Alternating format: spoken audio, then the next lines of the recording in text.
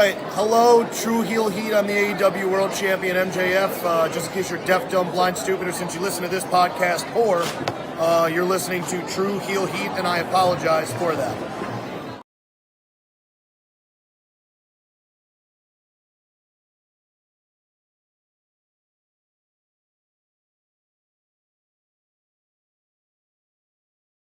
Hey guys, it's Seth Rollins, and welcome to Tru Heel Heat.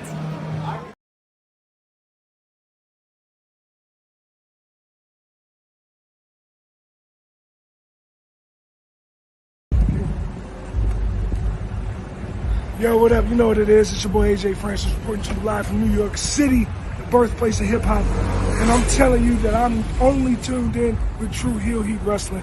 Holla at me.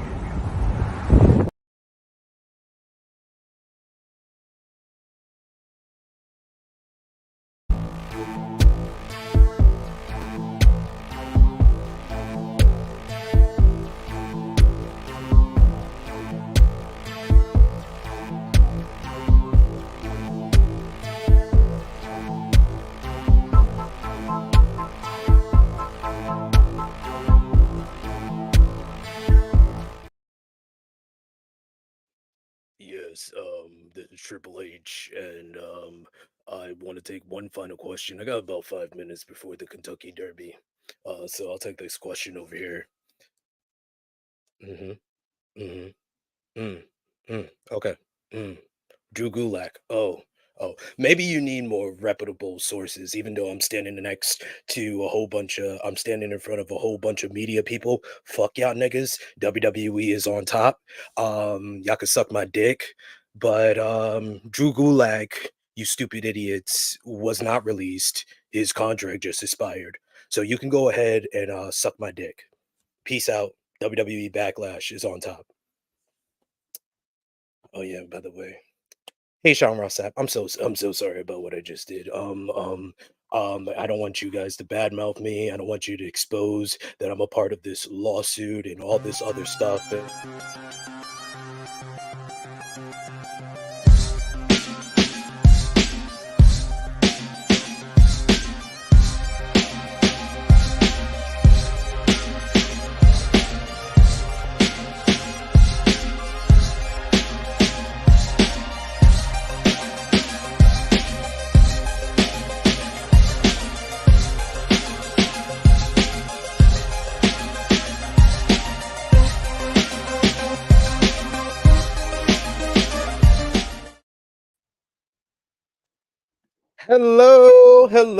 Hello. It is me, your Tru Heel Phenom, SP3. We are live on the Tru Heel Heat, YouTube, Facebook, and Twitter on a Sunday, early 10:05 a.m. Eastern Time for Tru Heel Heat 275, Resign, Backlash, Siege, Dontaku, discussing the latest wrestling news, including the fallout from everything that is going on with WWE, with WWE Backlash yesterday, as well as the big re-signings of Seth Rollins, Drew McIntyre this week, as well as releases from NXT, including Drew Gulak. We'll talk about this week in wrestling with WWE Backlash, SmackDown, Raw with the second night of the WWE Draft, NXT Spring Breakin Week 2, AEW Dynamite, Collision, Rampage back to back. We had it on Saturday and Wednesday. And we'll also talk about ROH TV. New Japan Pro Wrestling had Wrestling Dontaku weekend. You had Stardom had their big show, All-Star Grand Queendom, TNA Under Siege, and TNA Impact. And of course, I am joined by my two wonderful co-hosts here. We have first up the princess of all the Tru Heels, Miss Krssi Love. Good morning, everybody, on this beautiful, gloomy Sunday on our side of the world. But hey, what's good? Good morning, good evening, good afternoon, good night. How's everybody doing? I hope everybody's good and well. What a week. Or what the end of a week, I guess. Hey. Always a big weekend. It's always something, yep. Yeah, it's always something. Can never have us a smooth ride of a show. We got to get this week, man. This week. Yeah. Didn't last night. It's just okay, yeah. Yeah, Triple H. I love Triple H for giving me material for cold opens. Like Great opening, by the way. I was dying laughing. I saw y'all both laughing. I was like, oh, I did well. I did well. I did well. We were both me and Josh were both dying down here. At least I know I was. No, I saw both of y'all dying, so I was like, oh, I did well. Okay. And then you Went cut over. through. Then you just cut to the intro. I was like, oh, he did that on purpose. Okay, I got it. And of course, we are joined by the true draw himself, Josh. How are you doing, sir? Doing good. Had a good day yesterday. So look forward to talking about this week. All the news and all the stuff I need to catch up to. Of course, and we appreciate you for joining us. I know you got to do stuff today later on. I know Krssi Love got to do stuff, so we're gonna try to get into everything from professional wrestling this week. But of course, if you're joining us live, if you're watching us on demand, we appreciate y'all for showing the support. We appreciate y'all for watching. Remember to show that appreciation back the simplest way possible.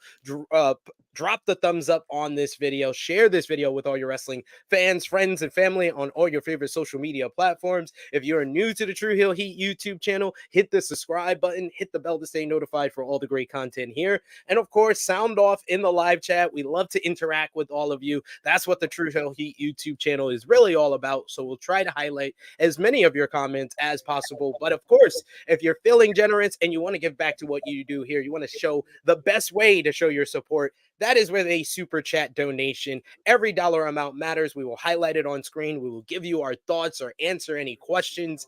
And of course, we will make sure that you get your money's worth for that. But of course, we got in the chat already with us. We got Maggie from Fightful Overbook. What's up, Morning. Maggie? Hi, Coexisting. Maggie. We had the good brother Rob Wilkins yesterday. We got Maggie in the chat today. It's a wonderful day. She says, quick, someone say something nasty to SP3 so that he can rant while I'm here. Okay. He's about to go on a rant. Just give him a few minutes. Don't worry. He got to get off his chest. Don't worry. Don't worry. I'll talk about WWE the Backlash presser. That will get me going. But of course, we start off every Tru Heel Heat flagship podcast with our Tru Heel roll call, our top 3 conversation starters over on our Facebook group page. We got Zach Litz Heiser. We have Jermaine Packman at number 2, and number 1 once again, Stewie John Palmer. We got our Patreon backers, Vala B, Alan Weinstein, Nero Buck, Nick Jackson, Alex McCarthy, Professor Chris, Austin K, Trey Jones, Robert, Steve, Ladarius, John, Dan Snide, Kobe, Dolores, John Martin, DJ Eric, Marcus Ryan, James, Allen, Santo, Christopher Kidd, Benno, Snowflake, and Muhammad. Thank you so much for supporting us over at patreon.com/Tru Heel Heat. And yes, happy Easter. Happy Easter to you as well, Maggie. And we're going to start things off with WWE Backlash from Lyon, France. Yesterday, it was yesterday afternoon for us here, but yesterday evening over there, WWE Backlash. Honestly, the show featured one of the greatest crowds for a WWE pay-per-view or any event or show they've ever done, with this crowd giving us like a soccer atmosphere for just about anything. They ate up everything, and it was the WWE's largest gate for a arena show. We'll get into that in a little bit here, but the show featured a excellent main event as Cody Rhodes defeated AJ Styles to retain the WWE Undisputed Championship. Gave us a very high-end main event matchup with AJ Styles, arguably his best match in about 4 years, and a couple of years at least. That's a fact. We also no. We also had, in my eyes, I thought this was the match of the night when we did our review yesterday. Yes, the yep. Bloodlines, Solo Sikoa and Tama Tonga beat Kevin Owens and Randy Orton in a tremendous spectacle of a street fight that saw former NJPW star Tonga Loa debut, helping and joining the Bloodline, joining up with his brother Tama Tonga in the top stable in WWE. How many Bullet Club members now this poll have now just stolen? Yo, this is now. I mean, just we got saying. G.O.D, both members of G.O.D, the Good Brothers, both members of the Good Brothers. Finn Balor, AJ Styles, Cody Rhodes, he's doing well. He's doing well, collecting these Bullet Club Infinity Stones. Can we right? Can we give an award to Paul Heyman? Because look at Paul Heyman looks like just blink, like Paul blink, Heyman blink. is doing his best acting work, and that says something. Damian Priest beat Jey Uso to retain the World Heavyweight Championship thanks to a big assist from the Judgment Day's Finn Balor and JD McDonough, including Priest calling JD Big Head. What you doing out here, Big Head? And then Priest getting upset with the Judgment Day when they went to attack Jay after the matchup, showing his superiority over the group. We also had Bayley defeated Naomi and Tiffany Stratton in a very good triple threat match to retain the WWE Women's Championship. And we also had Bianca Belair and Jade Cargill defeated Kabuki Warriors to win the WWE Women's Tag Team Championships, with Jade Cargill doing her sky blue jaded on Kyrie, just flinging her up like a rag doll to pick up the victory as they become the WWE Women's Tag Team Champions. Krssi Love, well, they've heard me and Josh's thoughts on our review. What was your overall thoughts? WWE Backlash in France, the crowd, the matches. What did you think? Oh my God, the crowd. I think the crowd made this pay-per-view, to be honest. The crowd was part of the reason why this pay-per-view was really good. I mean, the beginning, I think you used my analysis of the sandwich. We had the bun was great. Inside was a little soggy. Yes. Yeah. I agree. Other than that, I mean, solid premium live event show. We're not saying pay-per-view anymore. Premium live events. Whatever. They corrected CM Punk on that on the pre-show too. I mean, we can't just say pay-per-views. Okay, great, no problem. Premium live events. Whoa, okay. PLEs. We can say wrestling now, but we can't say pay-per-views. Correct. Like what? Okay. Anywho, and then it was like the attendance alone. Like, and then I heard you like break down the price. I was like, okay, they got it over there in France because they paid $300 for the nosebleeds. Not me. Hell no. I promise you, I wouldn't. Even and for damn SmackDown too. No, sir. Thanks. They paid but arm and a leg. Show. Right. Solid premium live event show. Bayley and the girls did wonderful, I think. The tag match. First of all, let's mark out about Kabuki Warriors dancing to Bianca's music. Yes. I marked out for that. I was like, and they were just doing it like just like off, just like I think that's really them just dancing, like they were just chilling. I think it was very reminiscent of the New Day. The New Day do that. Right, always does that. Yes, the New Day always dances to some other opponents. If they have like good music, they'll dance to it. But my God, they threw Kyrie like a rag doll. They that girl like she was like Raggedy Ann. I'm sorry, like I don't know if you know who Raggedy Ann is. One thing we didn't mention about that matchup, because me and Josh, we talked about how we didn't feel like the match was good because that whole breakdown section that happened with the legal person, it was a breakdown with the referee, a language barrier, it was Jade inexperience, and it was the live crowd. But that whole section got "This is awesome" chants. So it does not matter. Like any other time in WWE, that would be a bigger deal and that would be more spotlighted and highlighted on, and that would have been more of the talk after the show. But it did not matter because that crowd ate up everything. Right. I mean, it started off good. Like, don't get me wrong. The match it just was too long. I think because how long was the match? Like 12 minutes, maybe? It was like 15. Oh, see? Okay, see. If we would have made it like an 11, 12-minute match, I think it would have been great. But of course, like it was very, I can imagine how loud it was in there because it was loud on the TV. So that's one.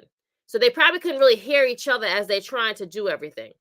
Like you said, the Kabuki Warriors, the Japanese, they probably are like, they speak English, just not very good English, I guess. So they can't communicate really with everyone in this ring. So it was really not their fault per se. We have to give them a little bit of grace. But it wasn't bad. It just wasn't great either. It was okay.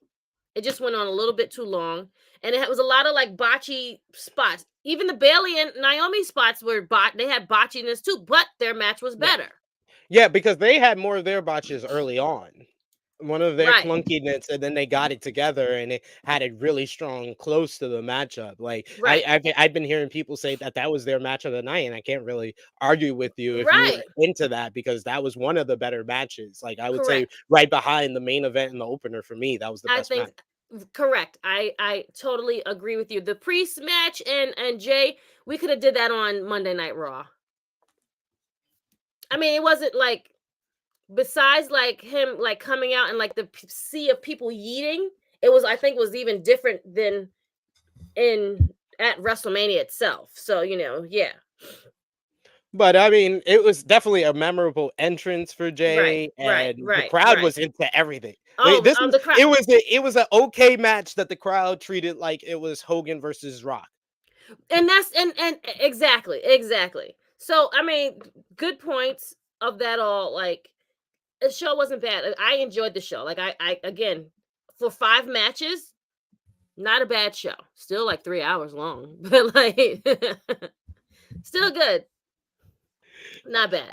But I enjoyed the show. So yes, but the opener was like hell on wheels, and I really enjoyed the opener. AJ Styles and Cody Rhodes cooked. They were great too. Like, I think the crowd made these matches even more better, I feel like. And that's all I'm gonna say. Yeah, if this was a show in like sorry to point one state, but Louisville to Kentucky, it would not be a memorable show. It would be WWE Fastlane from last year. And the people there probably would have been very like bland and quiet. These people were excited to see these matches, and they went bazonkers the whole show. Yeah. Josh, any final thoughts about WWE Backlash? I actually changed my score. I actually am gonna give it an 8 out of 10. Because Okay. that crowd, and the fact that it has 2 matches that I think are going to be like memorable, at least at the end of the year for WWE, with the opener and the main event. That's why I bumped it up to an 8. Yeah, I basically still feel the same. I thought it was a solid show. Mm-hmm. Good opening, good main event, and I do agree with like some of the matches in the middle.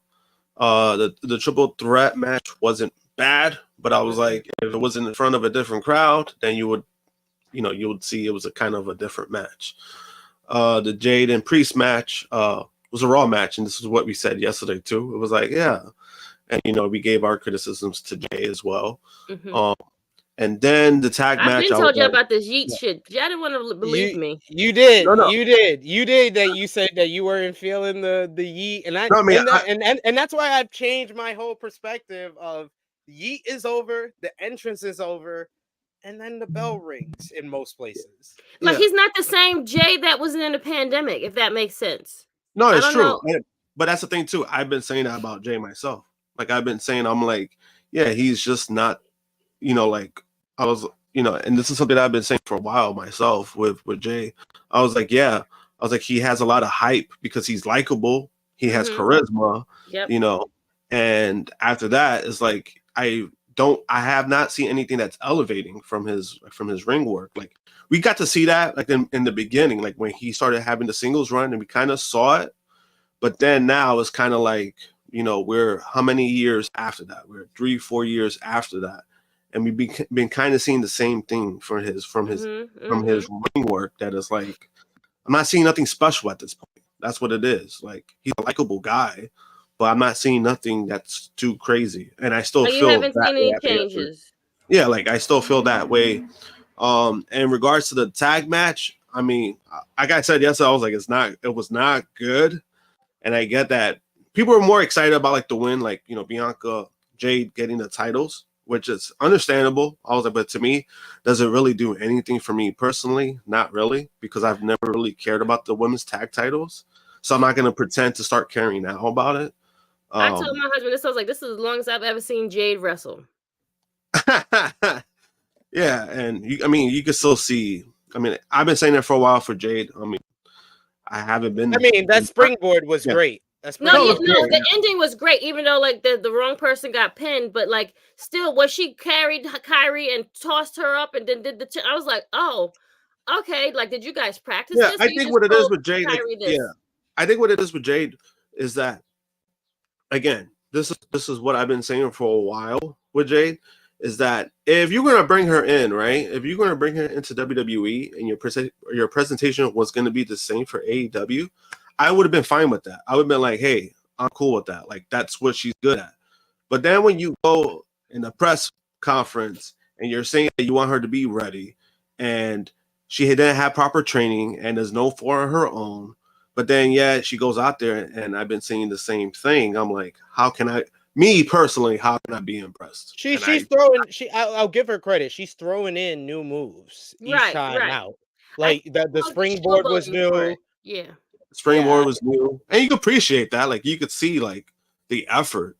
It's just like, I just want to see more. Like, at this point, it's just like, and I'm not telling her, and I'm not saying to be a ring general. I'm not. That's not what I'm saying at all, because you're not going to get a 20 Speak to minute. the ring general, and they could teach you a couple of Yeah, things and show you what to do. Speak to the yeah, real ring general. Then we yeah, can talk. But right yeah. now, I It's think like, she's still green and like she still needs to do the work. And I think that she's wanting to do the work, which is great. So I guess yeah, this tag, we'll see how this tag run yeah. Which goes. I could appreciate that. Like, like, They know the record of the and that's tag what I'm not. is Yeah, not very. yeah. And in regards to like the criticism that I'm giving, it has nothing to do with her work ethic. I think she is trying. I'll give her credit for that. She is trying. It's just that I'm like, at this point, it's just like, want to see more. Like, I want to see if the fucking CEO of the company presented me something different. Like, this is what he said himself. I'm like, I want to see. I want to see what he was talking about. Mm-hmm. Me personally, I just haven't seen that yet, but I do see the effort from Jade. And then also about the main event. Main event was great. Like I said, AJ Styles motivated. It's always Yeah, that's good. it. Like I think that something light was lit underneath AJ Styles because we haven't seen Yeah. that To that crowd, person in a long time. Especially, he that had the crowd. injuries, the it was crowd. that crowd. The crowd. Okay, because was again, fine. we haven't seen this from him in a while. Like I think because he's had injuries, he's a little bit like afraid now. You know how like he's older, so things are in. You have to put into play for him. But other than Yeah, that, I think spot on. he's what, 45? He's 45 Yeah. years old. Oh Yeah, Listen, man. if Sting can yeah. still fight, you can do it too, bro. But Sting, I mean, at least with Sting was Sting doing had it like at a certain 65. style, yeah. Like Sting had like a certain AJ Styles. I mean, there's a lot of Yeah. shit that's like really catching up to him faster. That's the biggest difference. He Okay. can't do everything that he's supposed to. I don't know how many, like when he did the springboard 450, I was like, I don't know how many he got left in him. No, it's Like, true. like you gotta be real about those type of things. But definitely his best performance in quite a some couple of time. years. Yep. Mhm. Cody with a great first defense, and then the bloodline adding Tonga Loa. That was a big surprise. And credit Yes. to WWE for keeping a surprise. And it was like a Yes, smoke. but we The whole kind of gave Jacob Fatu, Jacob yes. Fatu was like a smoke screen for them. Mm-hmm. But we kind of gave like a little bit of like an inkling, like, oh, we think that he's coming. We just don't know when. Not Tonga Loa. No one thought Tonga Loa was Oh, no, coming. not talking about the other Yeah, brothers. no, Fine, the other brothers. Yeah. Tonga Loa was like, he wasn't even on the radar. Like, Mhm. nobody expected it. I mean, it ended up being a nice surprise. And like I said yesterday, I think them being together as the Gorillas of Destiny, I mean, I think that's a great route for them. Mhm. That's gonna be the best use.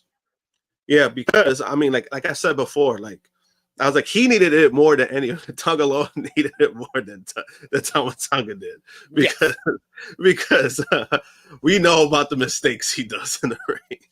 So it's like, So I heard even you guys yesterday, talk about that. yesterday Yes. he fucked up. Even yesterday he fucked up. Oh, but yeah, because he came out too I saw the clip after you said it. I looked it up and I saw the clip. Yeah, he fucked up. he had The the referee pulled himself out of the ring. Yeah, he had the damn towel for whatever under the ring. He had a damn towel on his head. I was like, oh boy. Like, I wonder if there's like a door down there, or they're just like sitting down there the whole time, just waiting. Like, is someone they're under just there? waiting. Like, Yeah, They're just waiting. just waiting. So you gotta wait for everyone to, like- Waiting for their cue. waiting for their Yeah, because You the just like elite. kind of hear all the slams on your head. His cue was probably the chair spot. Yeah, because the elite, they one of their bits was during the match, and they basically showed like how they do it, and they stood under the ring for a while until they came out, until they got the cue, and then so legit like wait under the ring. They just be chilling under the ring. Okay. All right, so it's about that time, folks. We talked about WWE Backlash. We'll talk about the news from Backlash in a bit here. But WWE Backlash was not the big news story, not the thing that was trending on social media last night. Unfortunately for WWE, with an all-time great crowd, with with some great matches, like we said, the debut of Tonga Loa. It wasn't even anything to do with like AEW taking the attention from them. Not anything to do with wrestling, period. It was Drake and Kendrick Lamar and their beef heating up. So that is why on this edition of Tru Heel Heat, We need a I bell am ring. giving Ding, ding, ding. star ratings for the Drake and Kendrick Lamar diss tracks from this past week. I want to give it up to one of the Tru Heel Heat loyal community members, Frantic World, who's been in our chat all this week. He's been saying, oh, it's been a great day for hip hop. It's been this for hip hop. It's been a great day for hip hop and all this type of stuff.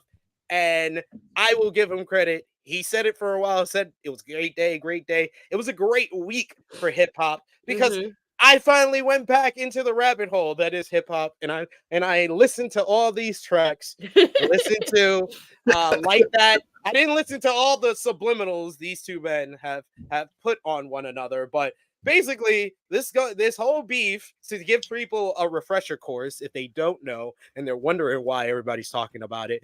Drake and Kendrick Lamar are the two biggest rappers in the world, basically. And they have been for over the past decade. And nearly a decade ago, on a track called Control, Kendrick Lamar basically put out a gauntlet to the whole rap community, saying that he was number one because he had just won the hottest MC on MTV in 2013. And he said he's going to hold on to his crowd, so it doesn't matter. He named all the rappers like Wale, J. Cole, Drake, and all the other rappers kind of knew what he was doing. He was laying down a gauntlet, making a challenge for the rest of the hip hop community, because hip hop is about that competitive nature. Drake, however, did not take it the same way. He got very offensive about it. He said, very "Oh, light skin. you don't even mean it. You don't mean it like that or whatever." And that started a years long of subliminals back and forth with one another. And even Drake kind of mentioning on a concert one time, he was like, "Oh, all your other rappers got to take 5 years off, but I'm here all the time. I can't do that." Talking about Kendrick Lamar taking a 5-year long break because he was going through depression before he came out with his next album, which was a classic and won him a whole bunch of awards. But this all led to basically well, this is also a part of the Metro Booming and Future beef. Because Metro Booming has a whole beef with Drake, and he created 2 albums with Future that were basically just diss albums about Drake. And on one of the songs, like that, it had Kendrick Lamar on it, and Kendrick Lamar basically went off on Drake, saying that and J. Cole in the track as well, saying that it's no more Big 3, it's only Big Me. And this led to Drake coming out with a diss track of his own, and I think it was called Push-Ups was the first one, and he basically did like AI voices of Pac and Snoop Dogg talking to Kendrick Lamar, and then rapped on it and made a whole bunch of references. Okay, as far as this one, man, this is 3 stars. This is 3 stars. Push-Ups is trash. It's trash. I was like, what am I listening to for the first portion of it when it's Pac and Snoop Dogg AI voices? I was like, what is going on here? and then his bars at the end were pretty good, but he didn't even look like he was serious about it. It was kind of like the J. Cole 7-minute drill, which I am not giving a star rating for because he already apologized for it and he lost that beef. So he quit. He bowed out. He quit. He knew quit. what was going to happen. He didn't want to be a part of this foolishness. Yes, he was like, yeah, y'all are way too serious about this. I am not involved. Like, I'm not gonna damage my peace. And even Drake kind of throws some shade at J. Cole with the big thing on his chalkboard at one of his events saying, "Oh, there's no peace in hip hop. It's only competition or whatever." But yeah, 3 stars. Any thoughts on push-ups? Have you guys heard push-ups? No, I have. I've heard all of them myself. Like you said, I was like, it was like mad to me because like the whole AI stuff was kind of like I thought it was corny, to be honest with you.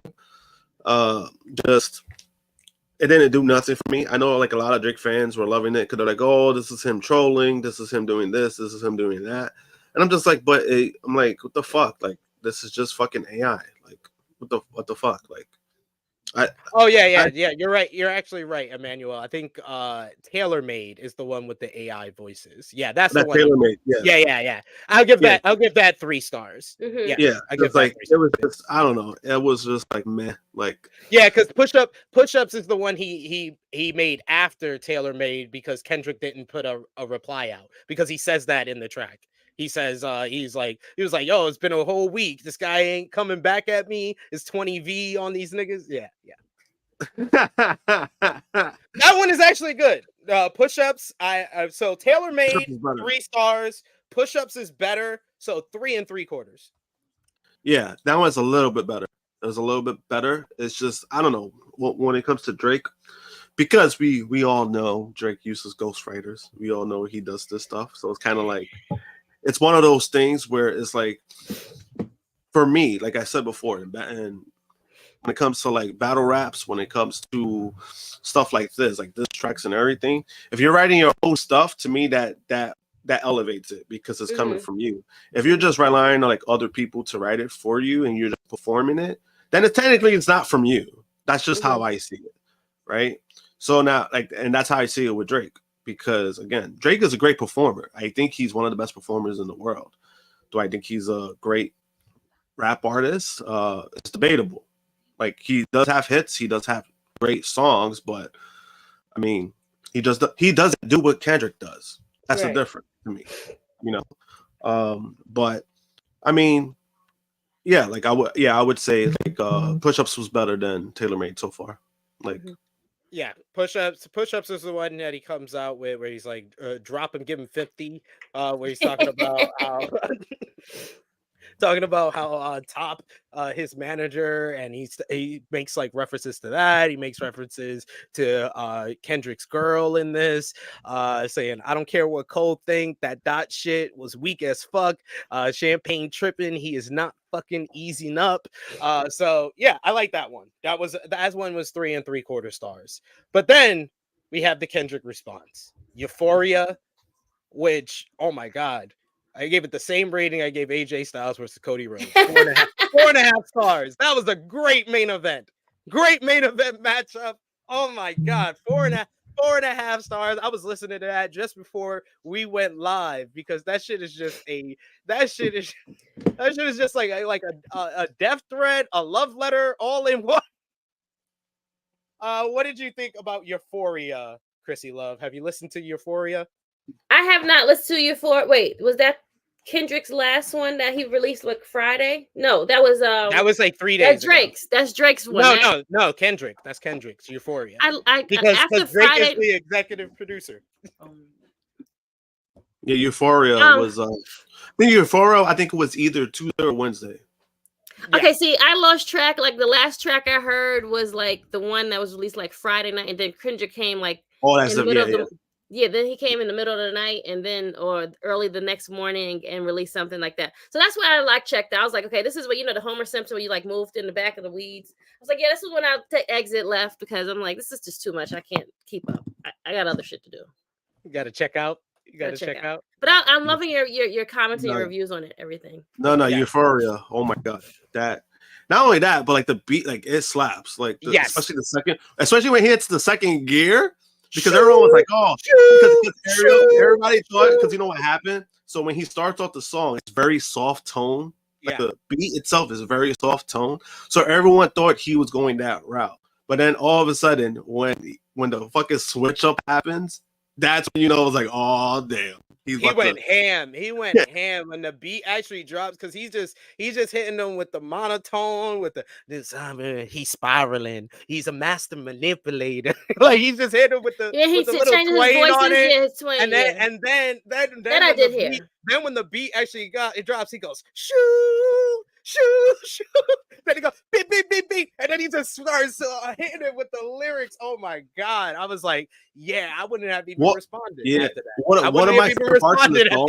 Yeah, one of my favorite parts of the song was when he says like, "I hate the way that you walk, the way that you talk." Yes, like, yes. Because that was a DMX reference because DMX said that. And if you look at how he used to talk, like back in like when he first started, like he was very like like the twang was there, and he was like really like the white boy in him, and, but that was like more of a reference to from DMX because when they asked DMX years ago, like, oh, you like Drake? No, I don't like him. I hate the way he talks. I hate the way he dresses. I hate everything about it. He's the type of nigga I want to see in the elevator just smack the hell out of him. That's what DMX thought about Drake when he was asked about him. He did 3 switch-ups in that song. The best line in Euphoria for me was, "Don't tell no lies about me, and I won't tell no truths about you." Yep. That was right before he got to that. That was a threat. That's a threat. Yeah, and then he went to 3, and it was actually 3 different times he changed his beat. It was like 3 different times. Usually, like with old school kind of like rap battles, they used to do that a lot. Like they used to switch up the beat a lot. So like that's what that kind of reminded me of. It kind of reminded me of like Krssi back in the days when he used to do like these whole like crazy like diss tracks. Like he'll go from beat to beat to beat to beat. That's what that kind of reminded me of. And each part that he did, his voice changed too. I think a lot of people didn't catch that. His demeanor, his voice changed a lot. And I be feeling bad for Adonis, man. He been catching the strays, yo. The kid is our name like 6 years old, and man, like he has a rough life already. His daddy, he's guilty by association, bro. Like that's what happened. No, I'm saying he's not only guilty, but it's because Drake, for a while hated his son and he didn't want to take care of him. Like until Pusha T put him on the spot. Yep, and that's why I love the line. Not hated his son. Is that really? Don't push me. Oh, don't push your teeth. There was a while. You better off going back to him.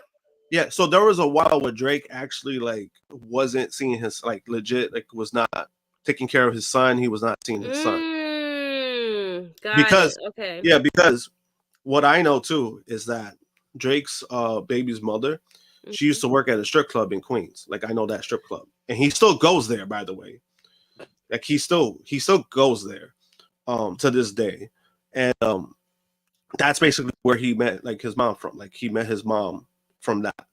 And so when it happened, his mom was putting, and it's crazy because like even before that, the woman was putting him on blast for years, and everyone just didn't take it serious. They didn't believe it until they didn't believe her because like they knew she had a kid, but nobody saw how he looked or anything. So then once the Pusha T thing came out, all of a sudden they started seeing pictures of his kid, and I'm like, there's no fucking denying. Like that's Drake's kid. Like he looks exactly like Drake.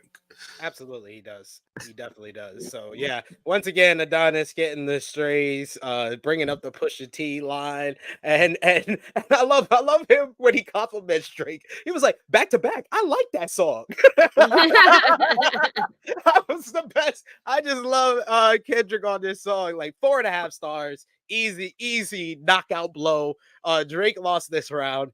Then he was like, all right, you wanted to do the tailor-made and then push-ups back to back. He was like, I'm gonna drop another track. 616 in LA. This was just him playing with him. This was just him like just throwing out and just exposing. This is like an expose kind of diss song.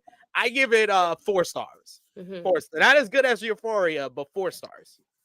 You have to really like I think Power Driver Finisher said in the live chat, you have to really go out of your way to kind of look up the meaning of these lines, but there's a lot of meaning in a bunch of these lines.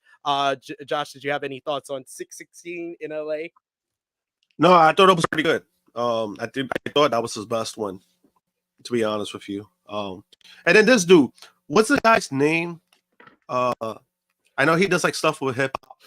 He's like very fucking annoying because like I think when he was like he was like listening to it, he was like listening to it, and then like you could just tell he's like he meat writes Drake. Like he was just like meat writing him. You know who I'm talking about? He's kind of like fat. He always wears a hat.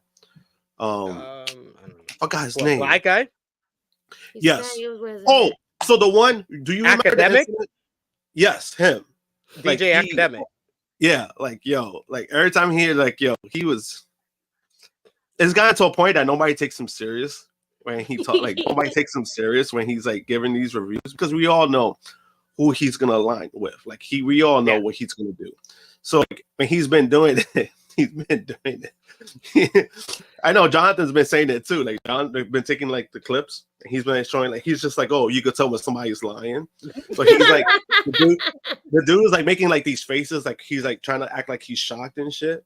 And then Jonathan was putting like, like you see like references saying like, oh, you could tell when somebody is lying about some dumb shit. Yeah. And that's what it was. Like, that's actually how I heard the track was from that. So then I decided to listen to my own. I was like, hey, that actually was pretty good. Like me personally, I've been entertained. You know, I'm not a big rap guy, but I've been entertained as fuck. I'm only doing this because I'm thoroughly entertained. I listened. The first song I listened to was Euphoria, and I was like, oh, I'm going down this rabbit hole. I was like, I heard that song. I was like, okay, I gotta go down this rabbit hole. I gotta learn everything. Then I listened to Taylor Made. Then I listened to Push Ups back to back. That's why I got the two confused. But yeah.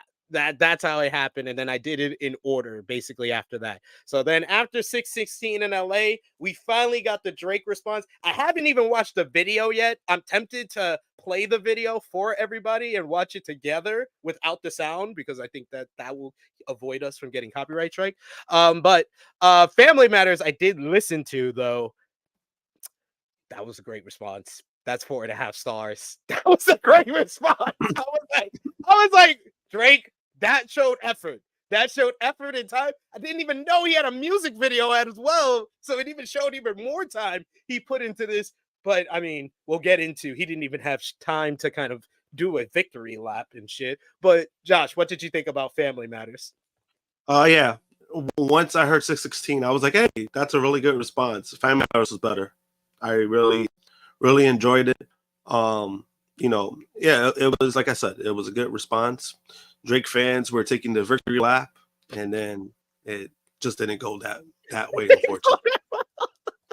It didn't last too long. It did not last too long. At all. Because once again, this dude went off and dropped back to back. Like he had times. Like, see? But I'm sorry. Meet the Grams. That's a 5-star diss track. That shit is a therapy session. That shit, he broke down. He was like, this is you. This is your whole relationship with your mom. This is your whole relationship with your dad. This is your whole relationship with your son. This is you. This is me telling your family who you are. Like, yo, I have never heard something this like vitriol. Oh my God. Like, and then it's so crazy because like I think it's this song or They Not Like Us where Kendrick says, I don't even have a hating bone in my body. Dude, you literally just said on the other track you hate everything about it. It's true. It's so really great. True. It's so great. Meet the Grams is one of the greatest diss songs I think I've ever heard. Josh. So like when it comes to this song, right? And this is something I spoke about yesterday, right? So I made a reference, right? I made a reference on Instagram, and it's been blowing up. It's even still blowing up right now. Right? And I'm gonna tell you the stats on it. I'm gonna tell you the stats, right? So there was one clip that I had where it's Undertaker running in WrestleMania when he's running with the security after the running. I said that this is Drake with his Ghost Riders running into the booth for a response. You know what? I can't. Right? What? Right? So that video had 418,000 views, right? With over 6,000 likes, right? You know, I had people trying to say, oh, Kendrick has Ghost Riders too, and all that. I'm like, bro, I don't give a fuck. I'm just entertaining. This is just funny to me. Like, this is great, right? So then Friday night, I posted a video because of how fast Kendrick's response came out. Mm-hmm. I did a reference to the Omega Osprey match when Will Ospreay did the one wing angel on Kenny, and Kenny kicked out at 1. Right. That video right now has over 44,000 likes, and it has 780,000 views because I made that reference. And oh my God, the people in the comments have been nuts because they're either bringing up the rap beef, they're either bringing up like, oh, Drake did this, but Kendrick, that song was boring. He did this, he did that, right? And then on top of that, everyone's bringing up AEW. Oh, this is why people hate AEW. This is why people hate Kenny. This is why Kenny's not a GOAT. This is why, like, why is he no selling? Who does this? Why are they no selling this stuff? Why are they doing this? Why are they doing that? But then last night, Cody kicked out of 1 from the Burning Hammer. No complaints from them. They got very defensive when I asked them, hey, where's your complaint about this? Nothing. Absolutely nothing. Right? But basically, that was my response to that. The reference, people are bringing up, oh, but it took Kendrick 3 weeks to respond. And I was like, no, my fucking reference was about Friday night. That's my reference because this shit does not happen. Like, he responded, the track dropped an hour after Family Matters. Like, it doesn't happen. And to me, it doesn't matter if it's pre-recorded, whatever the case may be. It's just something that doesn't happen. And when it comes to diss tracks, I mean, you got to do that at this point. Like, you got to have it ready. And that's what he did. And guess what? He grandstanded Drake's momentum. And, like, that's why right now, to me, that's why, like, he's winning. To me, he won. Yeah. Don't respond, Drake. Like, I'm telling you as an analyst, I try to help. Yeah, there's no coming back from this. I think there ain't no coming back because then after a 5-star diss track, this dude drops a 5-star club track. They oh my God, bro, They Not Like Us is right up there with Back to Back as easily the most like replayable diss song that you will ever listen to. Bro, like that is up there with Back to Back, Takeover, and Ether as one of the most playable diss songs you could ever play. Bro, even the cover is wild. Like, did you see the cover to that? It's fucking wild. It's Drake's house, and it has like the pinpoints, and it's basically like a registry that they do when they look for like the P words. That's the best way I can say it. Yes. I'm not gonna say the word, but you already know what I'm talking about. Dude compared him to Harvey. Dude compared him to Harvey Weinstein. I mean, he's not pulling any punches. He threatened his life on a club banger. And I think with this too is like, to me, just me personally, right? He's saying all this stuff because he said it in the other track too. Like, he said in the other track too, right? That he's referencing Drake to being, that, right? And to me personally, I don't think Kendrick would make up something like that just to make himself, to make himself look good or make himself look, whatever the case you want to say, just because this is a serious thing. This is a serious matter. This is a serious allegation, right? And if this doesn't come out to be true, Drake could sue the shit out of him for it because it will be false. It will be defamation, and this is something, character. Defamation. And this is something big. Me personally, he said that Kendrick was a whole woman beater and he don't take care of his kid and some other stuff like that. So it's like, no, I mean, when it comes to that, I mean, but even when it comes to that as well, like, there's even like things that are like, because like me personally, like, I don't know, like, I haven't gotten deep into that. Like, I've heard about it for years. Like, I've heard about that, but then there's other outlets that have said like, oh yeah, that it's been debunked, which doesn't mean anything. Like, it can mean like, hey, it never happened. It happened behind closed doors. I don't know personally. So I'm not gonna say like, oh, that Drake just made that up, because that's a thing that's been going on for years.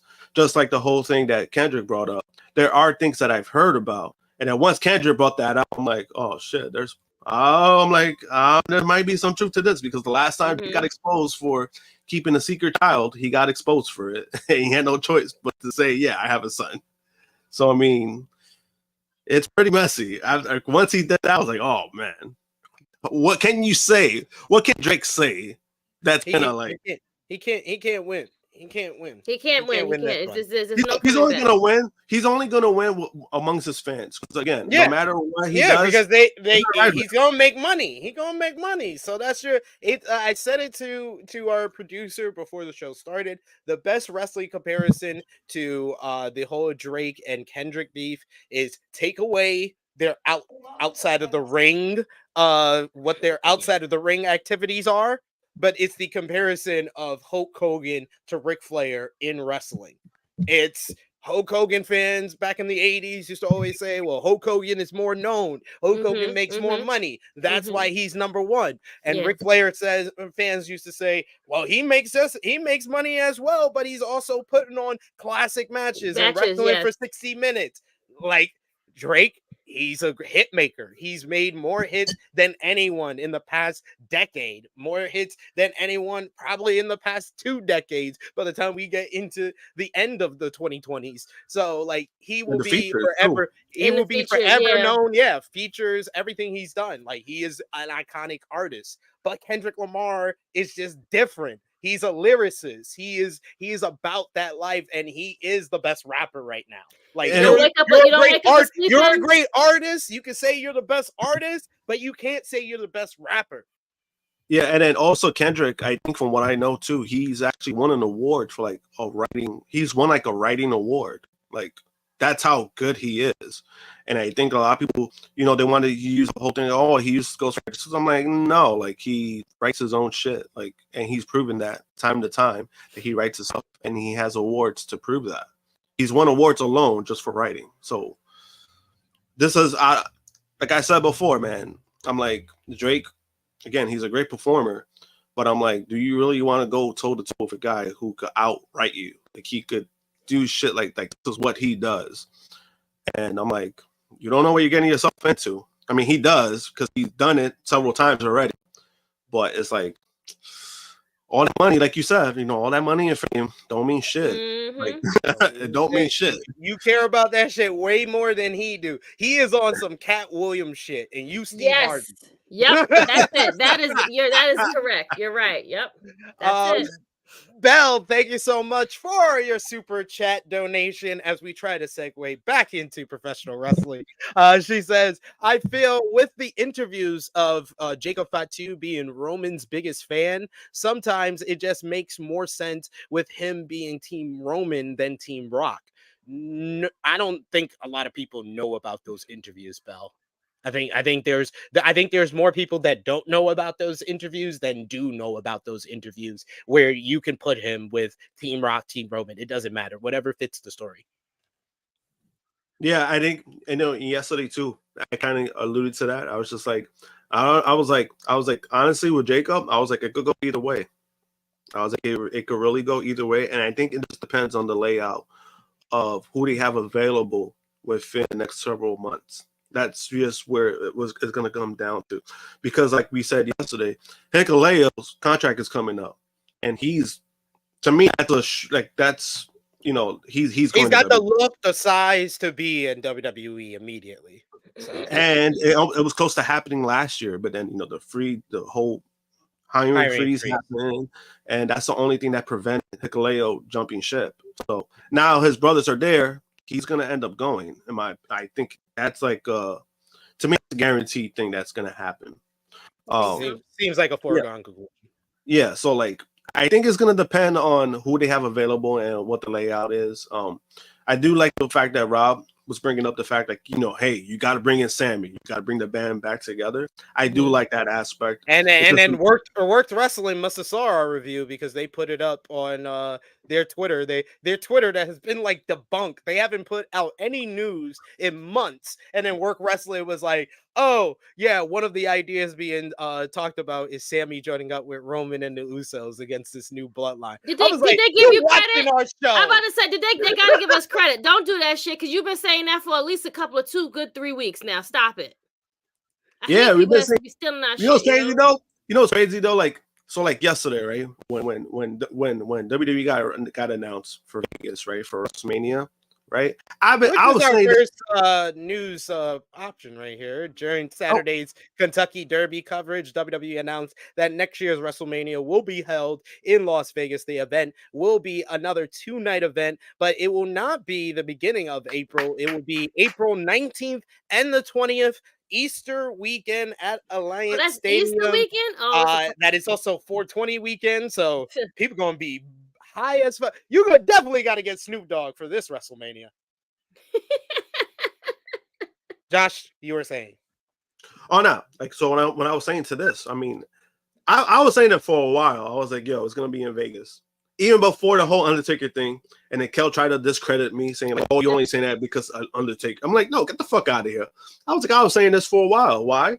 Because I'm like, like you said before, you said Nick Khan was the one that was like choosing it, right? He was handpicking the location, and I said myself when this whole thing got thrown around, and I've been saying this for a while. I'm like, if I had to choose between Vegas and Minnesota, I'm choosing Vegas in the business aspect. I think Minnesota would be cool, like you guys were saying last week, somewhere new, somewhere refreshing, and they have a new arena there. But I'm like, if I'm choosing Vegas business wise because it's gonna draw the most money. It's already a destination of tourists to go to. mm-hmm. It's the easiest way you're gonna make your money, and that's where and that's where I was more in line with. So when I got announced, I was like, see, I told you guys, like I knew it. I mean, I'm not saying I had the news already, but I'm like, I'm saying if that's what he's saying. That's what he's saying, folks. Josh is a source. I'm like, hey, like if I'm choosing between two cities, I mean, hey, it's like you used to ask me, hey, can you do this event? If I got New York or Idaho, I'm picking New York.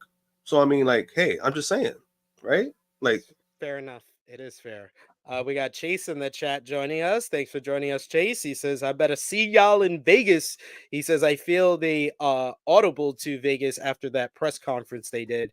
Plus, if this is the one of the last chances you can get The Rock to wrestle, you didn't want to waste it in soda. Yeah, I think definitely the press conference and the response that got definitely had a lot to do with it. They sold out the place on like 2 days notice for that press conference. So they know that they're going to do good business in Vegas, especially Easter weekend, which is not traditionally a great holiday weekend for Vegas. So that's why Vegas wanted them to come, according to Dave Meltzer on Wrestling Observer Radio. That makes so much sense. Yeah, Easter weekend is not traditionally a great weekend, holiday and tourist weekend. Mm-hmm. No. But now you can have listen, I was trying to look at hotels yesterday, but it was too far out in advance, and I got to go through the actual hotel itself to find someone. So that's fine. But wasn't all just good news in WWE land this week, as they had some more releases. We talked about last week with the releases headlined by Jinder Mahal. This week they released some talent from NXT. The list of talent featured and included Valentina Feroz, Trey Burchill, and more. Fightful reports that the following members of the NXT roster were released on Friday: Valentina Feroz, Trey Bearhill, Keyshawn LaFleur, Julian Baldy, Emma Diaz, Keon Saint, Ezekiel Bingon, Vlad Pavinko, and Daryl Mason, Debo. That would have been a great wrestling name. Feroz and Bearhill had made appearances on WWE NXT, and Feroz was a regular women's tag team partner with Ulysses Leon. Mason, Diaz, Baldy, and LaFleur were all part of the WWE Next Gen reality series that aired on Roku. One more release from WWE NXT has been confirmed, with a PW Insider reporting that in addition to the B-level talent, Boa was also released on Friday. Boa was signed with WWE in September 2016 after a tryout in Shanghai, China. He made his televised debut in July of 2019 in the NXT Breakout Tournament and had a role in the Tishan, I think it's Tishan, stable with Mei Ying, now Wendy Chu, and Xia Li. Now, also the biggest name out of these releases, we showed him a bit with the other releases, it was Drew Gulak. His time with WWE is now over, as WWE released a whole bunch of talent, and PW Insider reports that Drew Gulak was the biggest star among those released. Gulak was with WWE for 8 years, signing in 2016, and was a former cruiserweight champion. He moved to NXT in late 2022 and formed the No Quarter Catch Crew, a stable with Charlie Dempsey, Damian Kemp, and Miles Bourne. He was also involved behind the scenes in training celebrities like Logan Paul and Bad Bunny for their WWE stints. Gulak was taken off of TV over WrestleMania weekend after Ronda Rousey alleged that he once grabbed the string of her sweatpants while he was walking by her backstage, making her wary of the culture backstage in WWE at that time. Gulak issued a statement the next day saying that he went to shake hands with those present, and when he went to shake Rousey's hand, he accidentally touched the drawstring and apologized for it. Gulak had not appeared on NXT TV since then, and it was implied on TV by the NQCC had the D'Angelo family take him out, basically kill him, as a way to write him out of the group. Dave Meltzer reported more details on this week's releases on Friday's Wrestling Observer Radio. This week's releases, Meltzer said, were talent WWE just didn't see anything in at the time, at the moment. Meltzer added that talents who don't progress at a good rate for WWE are going to get cut, and most of the talents were cut were reportedly weren't progressing enough. Meltzer stated that none of the people who spoke to behind the scenes regarding the cuts felt that any of them were a big mistake. With regards to Drew Gulak, though, Meltzer said that it was the recent controversy over allegations of misconduct by Ronda Rousey that got him cut from the roster. WWE reportedly made the call to release Gulak about 2 weeks ago. With regards to the Rousey allegations, Meltzer said the investigation into the matter was inconclusive. However, Meltzer also noted that Gulak was getting paid a main roster salary while working in WWE NXT, and that and WWE probably having a creative and no creative plans for him likely didn't help Gulak's standing. And then during Backlash France press conference, Triple H was asked about Gulak's release and said that WWE instead chose not to renew his contract.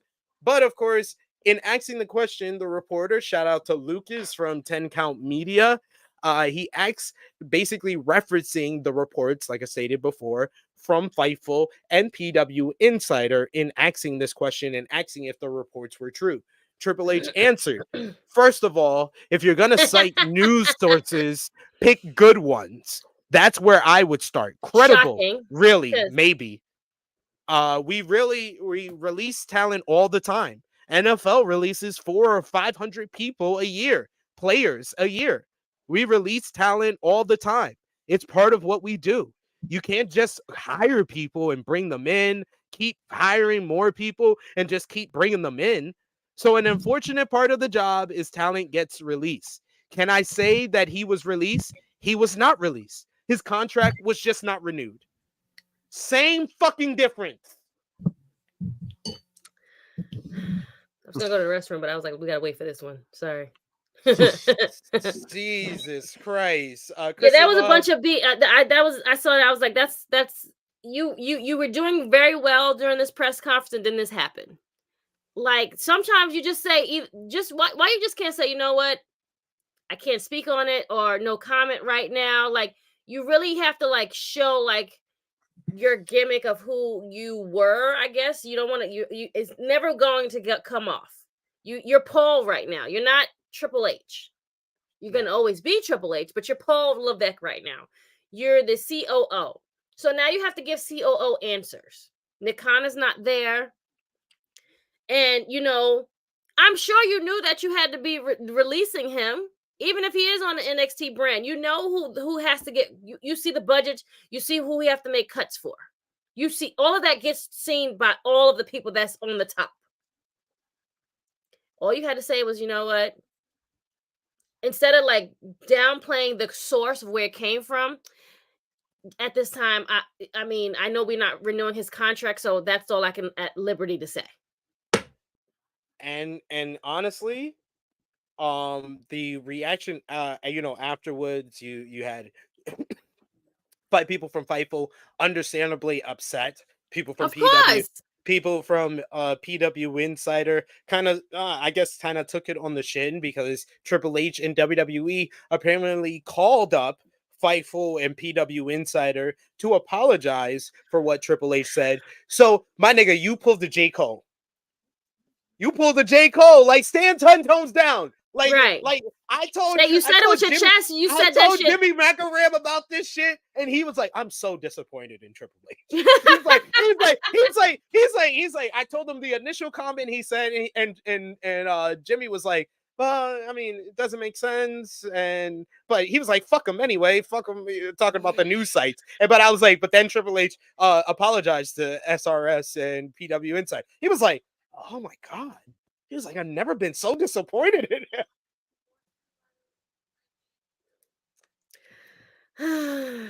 Follow B saying the Gulag coverage has been weird and did not appreciate the comment Hunter made about Fightful and PW Insider, only for him to privately apologize to them for it. In the words of one of your great signings of 2023, the apology needs to be as loud as the disrespect. Yeah. Josh, any comments on Drew Gulag's release or any of the other releases and Triple H's comments? When it comes in regards to the releases, I'm gonna be honest with you, I didn't know any of them. So, I mean, it is what it is. Hopefully, they could find any way to, to work in the business. You know, like if this is what they really want to do. I hope everything works out for some of the talents that got released. In regards to Drew Gulak, I think we all know how good he is in the ring. We all know, I just think they've never utilized him anyway, and Facts. in the ring or they've been using him backstage behind the scenes stuff. Apparently he's good at that. In regards to like his comments, Triple H, I mean, I don't understand why he got defensive about it. I still don't understand. I think it was a simple black and white question. Hey, just answer it. You could either say no or yes. I just didn't understand like that.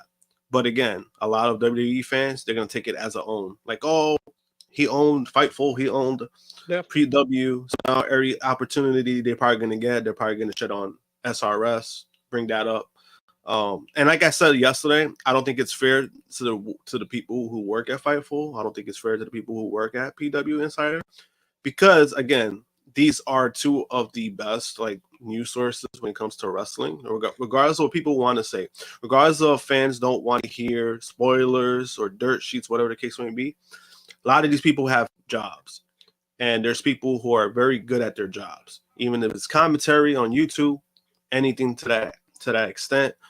When it comes to reporting, all this stuff, this is what they make their living for. And a lot of them, they take their job serious. So for Triple H to just cut them down, make them feel like shit, I could see why people are pissed. And I could see like not only the workers, but then people on social media, they're like, what the fuck are you doing? Like, what the fuck was that about? And I don't know. I think he got upset over something I don't think he should have gotten upset about. That's just how I take it. And again, but people are going to give it a pass because it's Triple H. So this is not the first time he's gotten defensive about something, and people want to ride with Triple H because of Triple H. And I think that's the problem these days too, where somebody fucks up, just say they fucked up. It's okay. You can still like them. It doesn't hurt you to say, hey, he screwed up. He should have done better. It's okay to say that. And he fucked up. In his aspect, he fucked up. On more good news for WWE, the company announced some major re-signing this past week. In a post on Instagram, The Rock revealed that Drew McIntyre has officially re-signed with WWE after months of speculation about his status. McIntyre was presented with a special gift, a Scottish Claymore sword. Rock wrote, "Man of my word, as you're a man of yours. Congratulations at Drew McIntyre WWE on signing your new at WWE deal. As we talked about after your WrestleMania match, I know the Scottish Claymore represents everything that you and your family and your country embody. Alba Gea Broth. As you know, I wanted to personally hand deliver this gift to you at your meeting with Nick Khan, but I had warm cheat meals and chilled tequila waiting for me. Congrats again, brother, and cheers to hunger, passion, and climbing that mountain, always entertaining our fans." We also got an update on Drew McIntyre re-signing from Fightful Select. According to their report, WWE started talks for a new contract extension in March, and it was just finalized. There was said to be a lot of back and forth negotiations between both parties, and McIntyre was reportedly happy with the outcome and how it will affect his family.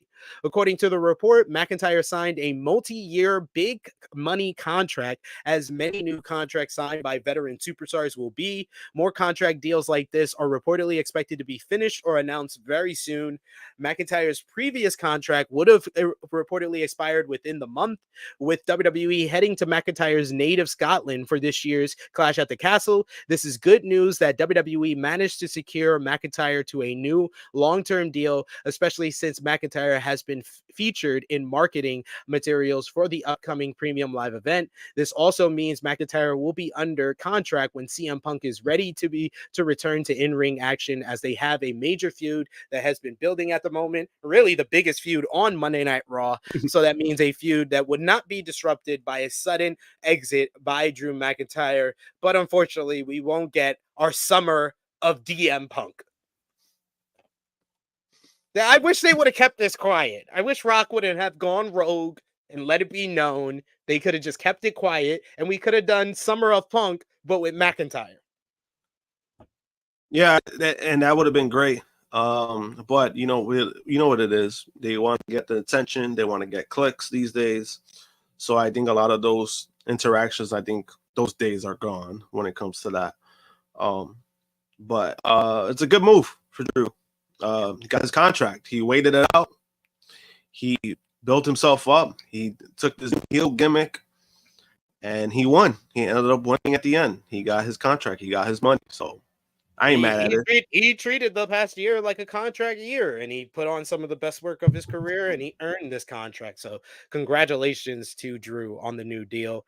But WWE Backlash wasn't the only show in France. We had WWE SmackDown on Friday, which the show featured probably the most insane electric crowd for a SmackDown ever in Lyon, France. They gave us some of the loudest crowd reactions I think we've heard on an episode of SmackDown. Cody Rhodes and AJ Styles had a final face-off before Backlash, with Styles slapping Rhodes to end the segment. You also had Bayley, Naomi, Jade Cargill, and Bianca Belair beat Tiffany Stratton and Damage Control in a super fun multi-woman tag team opener, despite huge issues between Bayley and Bianca Belair building their story that's going on SmackDown. Authors of Pain defeated a New Catch Republic in both teams' last appearance on SmackDown. Speaking of tag teams, you had A-Town Down Under beat the Street Profits to retain the WWE Tag Team titles. LA Knight, picked up a victory over Berto and then declared himself for the King of the Ring tournament, which led Legado del Fantasma's leader, Santos Escobar, also declaring for the King of the Ring tournament, and also Carmelo Hayes declared for the King of the Ring tournament on the show. And then you also had Paul Heyman was a special guest on the RKO show with Kevin Owens and Randy Orton to try to pull them from the tag team match at Backlash against the Bloodline. However, the Bloodline, Solo Sikoa and Tama Tonga attacked, leading to a huge pull-apart brawl that went to the backstage area to close the show. So really fun episode of SmackDown on Friday. But let's talk about some more WWE news, because there was another big re-signing, like you see in the headline here. Former World Heavyweight Champion Seth freaking Rollins has re-signed with WWE after months of speculation and not really much speculation. I think we all knew what was going to happen here as Seth freaking Rollins, Fightful Select Reports, signed a new deal, keeping him in the company for several more years. He signed a multi-year deal for what was said to be big money. He is 37 years old and will be in his 40s by the time his contract now expires with the company. This wasn't much of a surprise, as Rollins himself said in February that he wanted to stay in WWE. One WWE source wished the deal had been completed sooner. They said another said they're not going to let him go. There was said to be interest in Rollins outside of WWE, but it's unknown if any offers were made. His deal was set to expire in June. Rollins is the latest to get a new contract after Finn Balor, Drew McIntyre, and Damian Priest, and he's currently out rehabbing a knee injury that needed surgery. So congratulations to Seth freaking Rollins. He's definitely probably going to be in that, like we said before, there's the top section, which is like Roman, Brock, now probably Cody with his new deal, but right underneath there, I think that's where Rollins and Drew's contracts would probably be. They're right underneath that, like the number 3s and 4s. Their number is probably closer to what Punk got when he signed with the company, when he re-signed with the company last year. Because I would say both guys are kind of on that level with Punk, where they are top stars for the company. So I'm very happy for Seth, but no big surprise here, really, right? No, I knew Seth was gonna stay. He's ultimate bootlicker, so right, you gotta keep him there.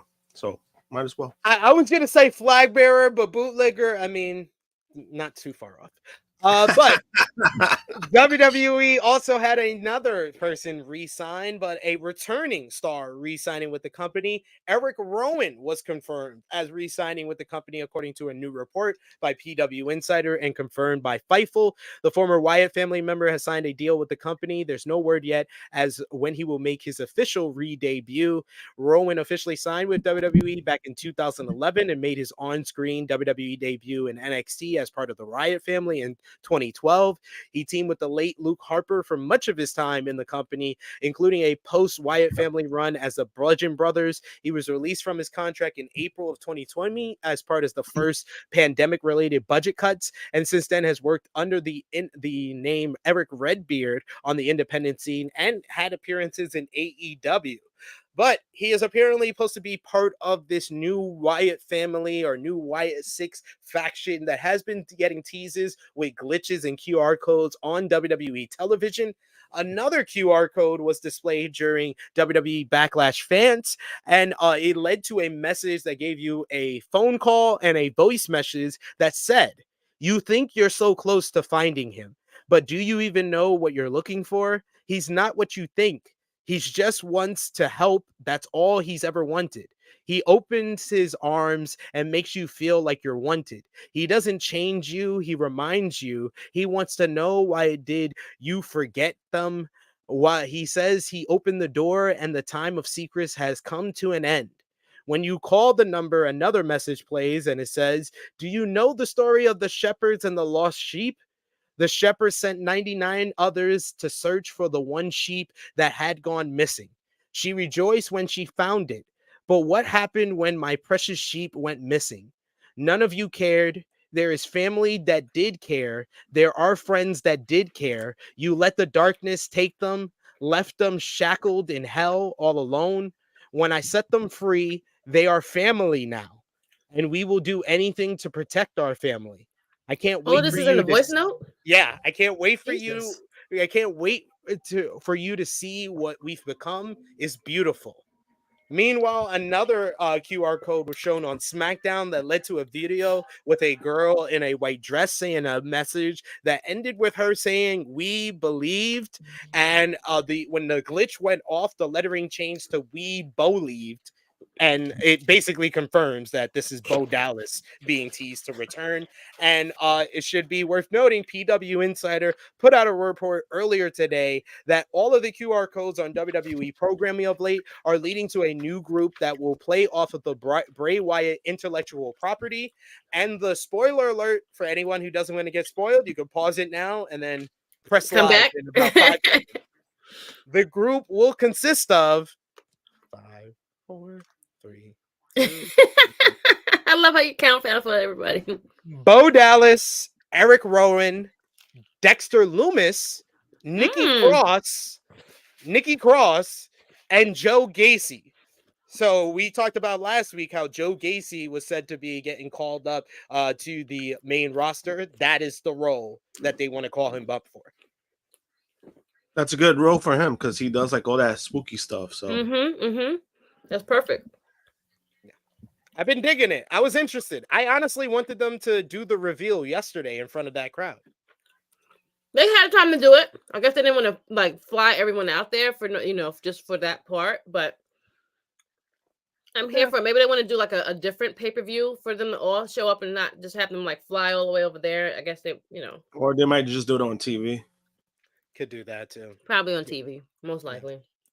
We got another super chat donation from the good brother Will Chisholm. He's back, y'all. We've been missing you, sir. He says, just like The Rock to grandstand Drew's new deal. Absolutely. I was like, yo, Rock, did anyone tell you to do this, or did you just do this? He made this about himself. You see, it's always Dwayne. Always Dwayne. Always Dwayne. Going into business for yourself, Dwayne. Right? He's like, I got the new contract, so I'm gonna say it. Absolutely. We have more news. WWE Chief Creative Officer Paul Triple H Levesque announced that Friday night's SmackDown in Lyon, France, at the LC Arena is the highest-grossing SmackDown of all time. The event broke the previous record set by SmackDown the night before WrestleMania 40 in Philadelphia. He said tonight's event in Lyon, France, is officially the highest-grossing SmackDown of all time, breaking a record set just 4 weeks ago in Philly ahead of WrestleMania 40. Can't wait to see what the WWE Universe brings to WWE Backlash tomorrow, streaming live at 1 p.m. Eastern at Peacock. There was a total of 12,341 tickets sold for SmackDown, a total of 12,621 tickets sold for Backlash, and the Backlash event set the record for the largest gate for any arena show in WWE history. As Krssi Love said earlier, Brandon Thurston of WrestleNomics reported that the average ticket price for the event was $300 US. It's crazy. Crazy. Yeah, that's why they had the time of their life. They was like, we paid good money. We gonna live up like this the last show we ever gonna go to. Because we paid like it was the last show we were ever we paid for it like that. Yep. Jesus Christ, that's crazy. Final news note before we go over the final night of the WWE draft. WWE presented a special Friday episode of Speed where Ricochet was crowned the first ever Speed Champion. Raw's Ricochet defeated Johnny Gargano. Johnny Gargano in the tournament finals to win the belt. Ricochet previously defeated Dragon Lee and JD McDonough to get to the finals, while Gargano defeated Angel and Bronson Reed. WWE Speed is their show on Twitter/X that airs on Wednesdays, 12 p.m. Eastern time, with 3-minute time limit matches, and Ricochet is the first ever champion. I only explained that last part because you said what? I know. What I'm saying is like, so we giving titles like the 24/7 titles, but it doesn't really mean anything. No, it's the 3-minute time limit title.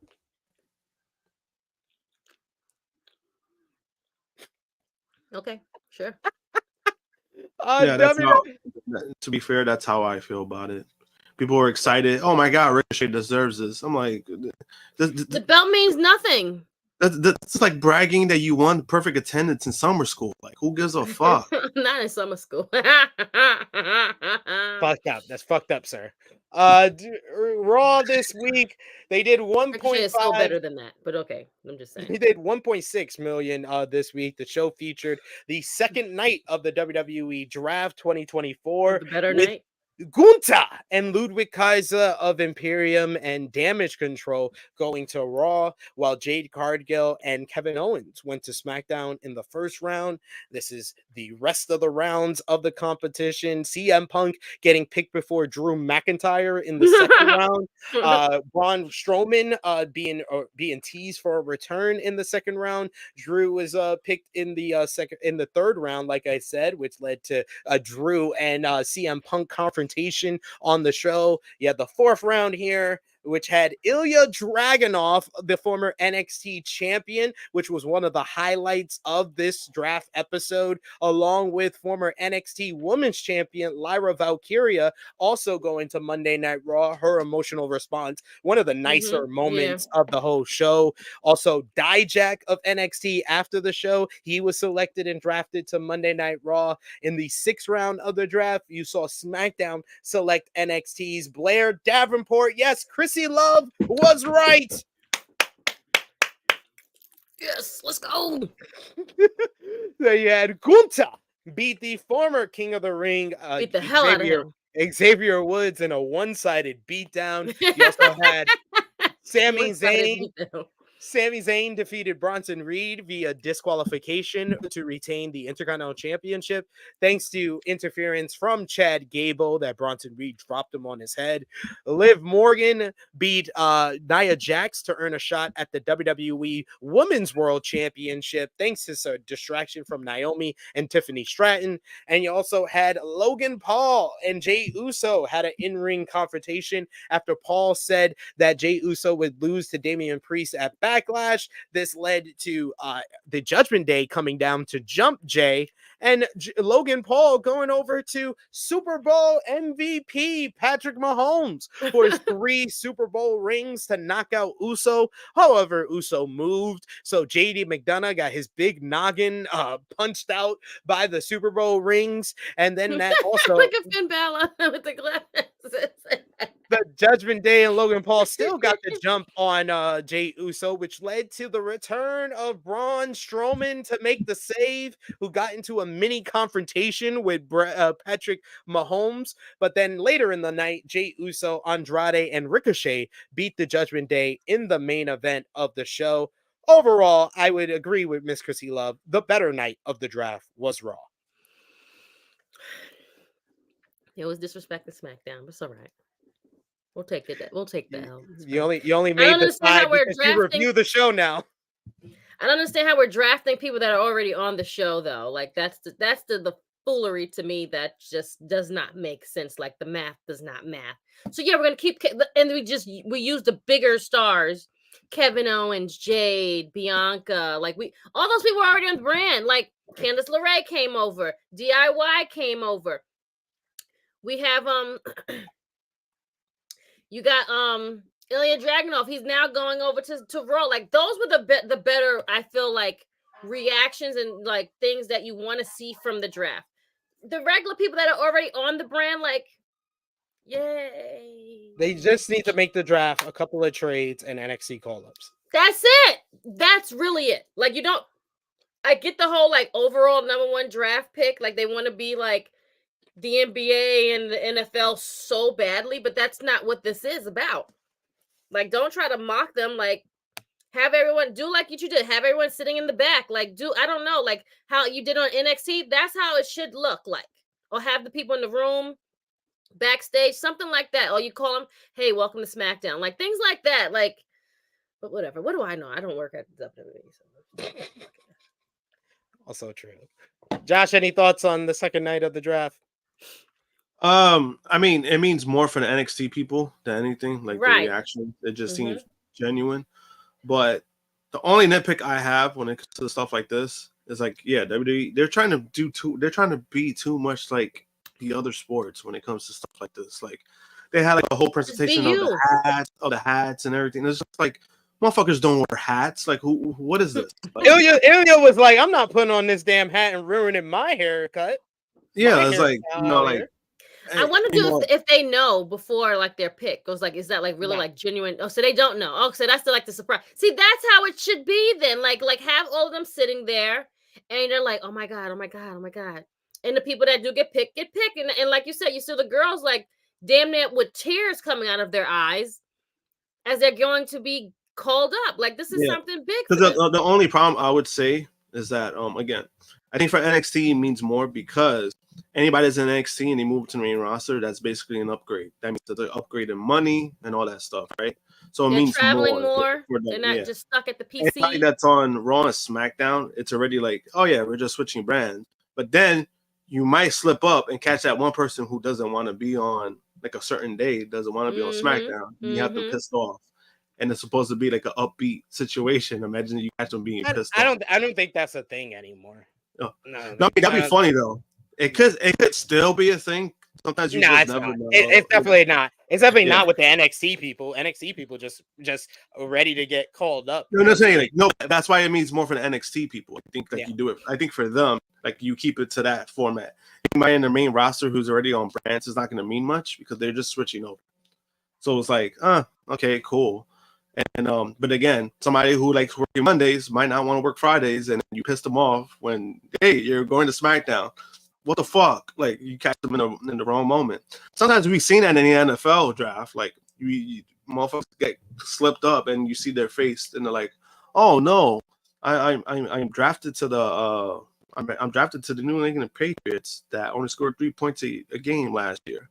Oh wow, that's exciting!" Like you see the reaction to their faces. I'm like, "Oh boy, like what do we do now?" So you might see that, but I think for the NXT people, they should keep it like that. We got Bala B with a comment here, who's been a member for 10 months. Thank you so much for the support, Bala B. He says there is only one Speed Champion, and it's Keanu Reeves. He makes valid points. He made a valid point there. Ricochet, you're a fraud. I agree, Bala B. I agree. WWE had a bit of controversy, but not in the company itself, but one of the TKO board members. WWE was shooting down a new report that claimed that The Rock was late to WrestleMania 40. The Wrap, a huge Hollywood kind of like expose type of reporter news outlet, published a new report on Wednesday with claims that The Rock has a habit of being late to sets. And the report cites a WWE insider as claiming he was 3 hours late before his match with Roman Reigns against Seth Rollins and Cody Rhodes on night one of WrestleMania.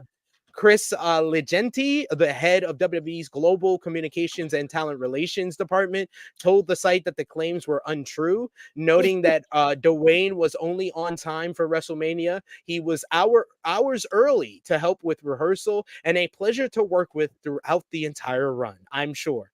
Wrestling Inc. further notes that sources in WWE reinforced the company's public statement, that noting that The Rock had no issues with lateness or any other kind during his feud with Rhodes up to and including WrestleMania. While Rock was late for WWE World Fan Appearance, that was due to other commitments to WWE and traffic in Philadelphia. The crux of the Wrap's report centered on alleged issues around Amazon MGM's new holiday-themed blockbuster Red One, which is set to release in theaters on November 15th before arriving on Prime Video later. An Amazon MGM spokesperson shot down those reports as well, saying that Dwayne Johnson and $7 have been incredible partners on Red One. Any reporting that implies that we got to this point with him showing up 7-8 hours late to set is both ridiculous and false. In the report, it was noted that The Rock is traditionally late to productions and set, and that was an issue that led to his falling out with the Fast and Furious series. The report also notes that he is not that nice to his assistants and often pees in water bottles to save on time on production sets, and then hands the water bottles to his assistants to dispose of. Hey, you deal with a Hollywood star, you deal with Hollywood shit like this. Any thoughts? I mean, hey man, I've been saying it I've been saying it for months. Fuck Dwayne Johnson. Oh God, this guy. Damn. Not he-